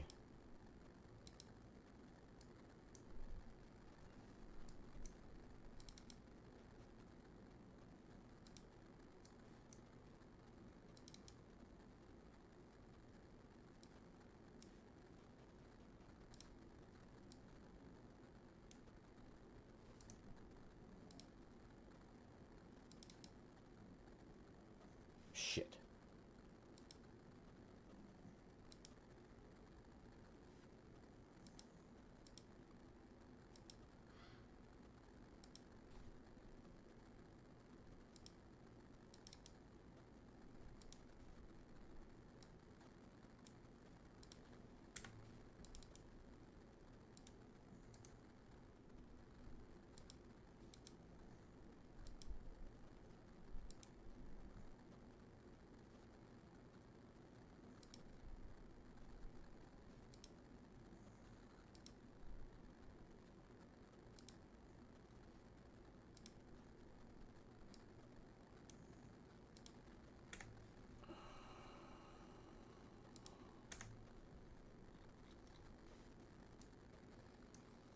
I know I've got... Is that the only place I put him?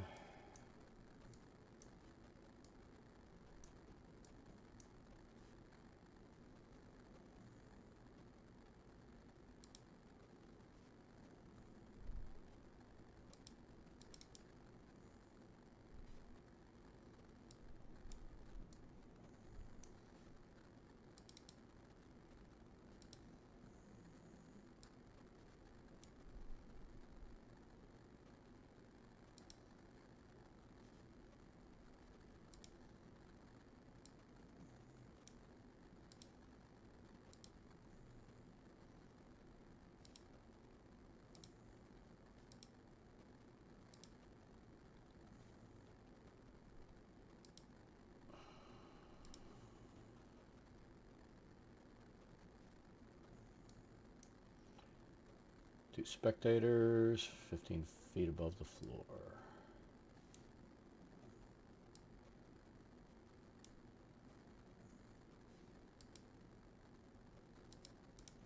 It's like all aberrations.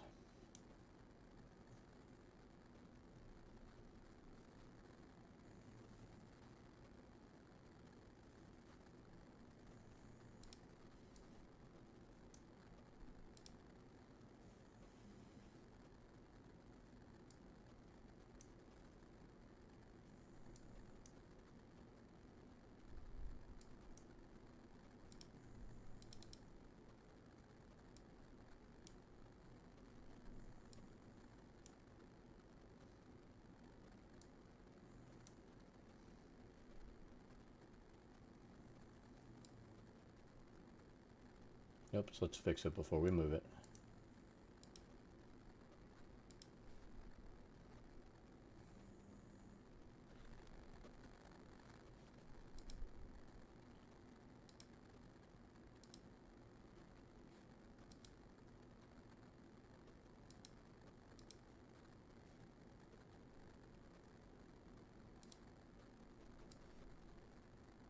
Barb Devil cooks, huh? I don't think that can be a good thing.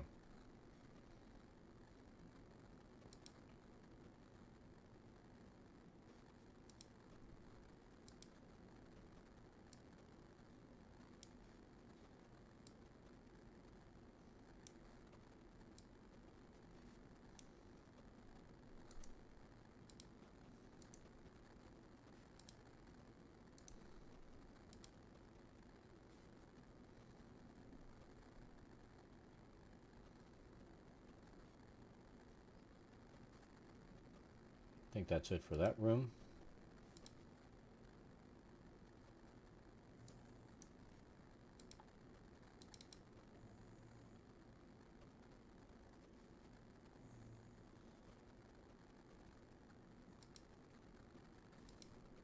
So violence could be here.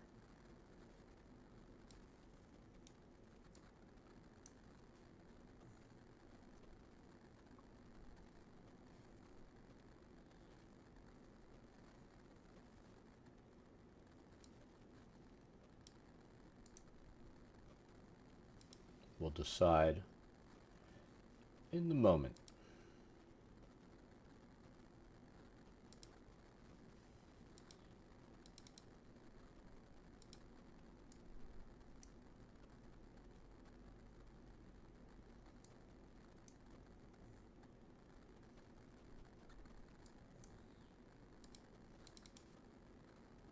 Nothing there.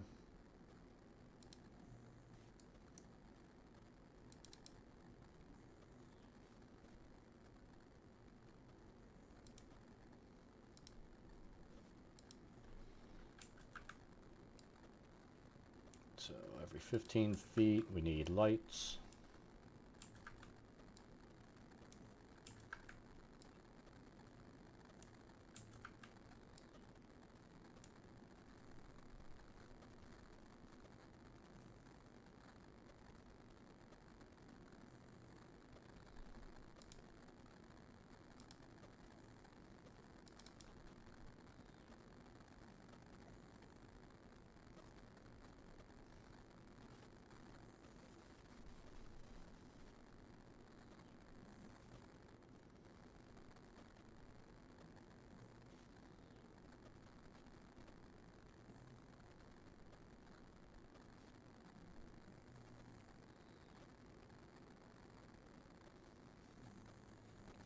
So there are 4 constructs, helmed horrors.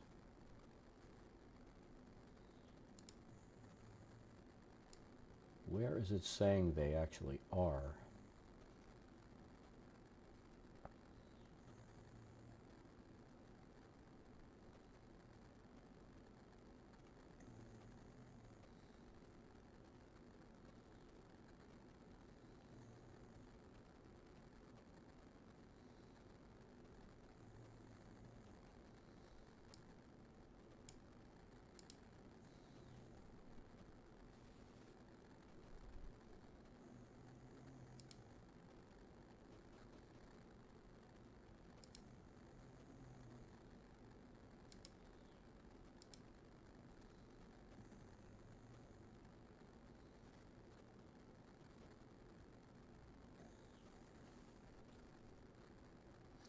So we need these things to all look like Hallister. Dog pill!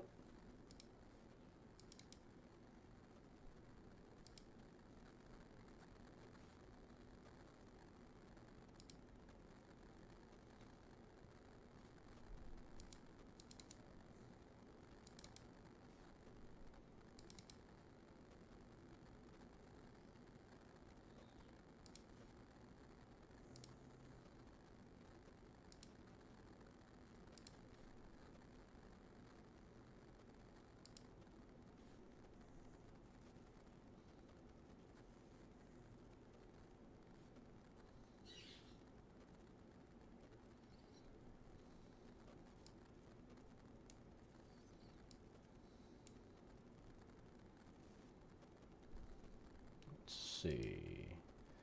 Immunity, cone of cold, disintegrate and fireball.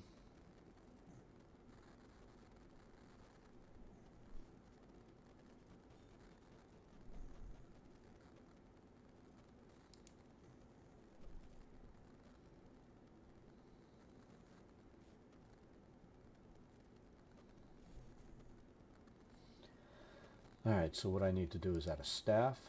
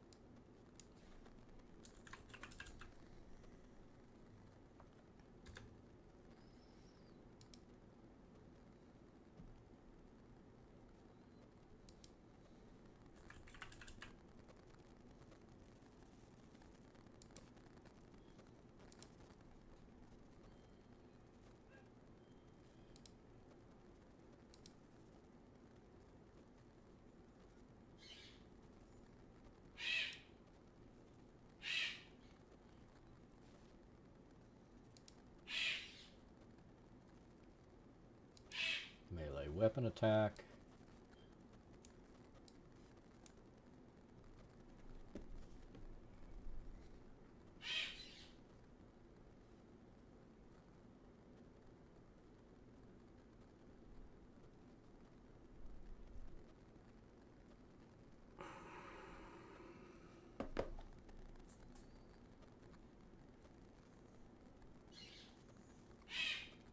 So 2 attacks with its staff.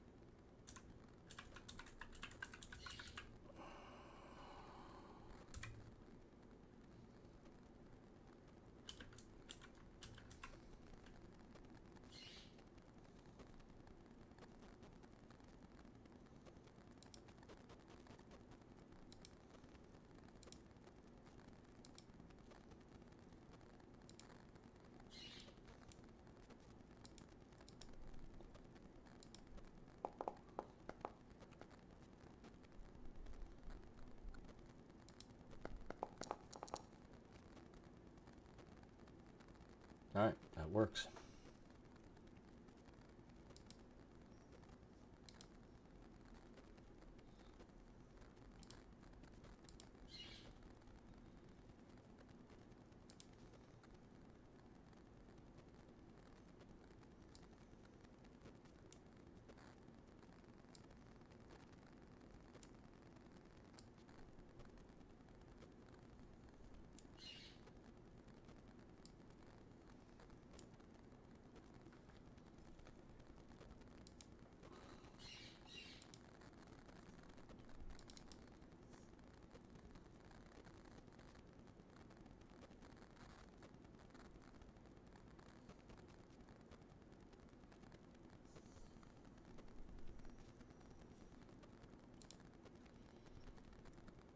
All right. So it is dog pill time. I've got to take care of that, and then I have to take my daughter to get a shot. So I really thought we'd finish this off. I may finish this off, but do it offline later to get this damn thing done so we can get back to mapping next week. Because we are going to finish that. That's a construct.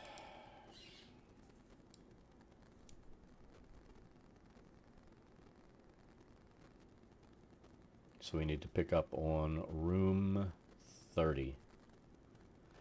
But that'll be it. We're going to go ahead and take care of what we need to. And if we do something this weekend, we might stream it. We'll see. I'm going to be pretty busy.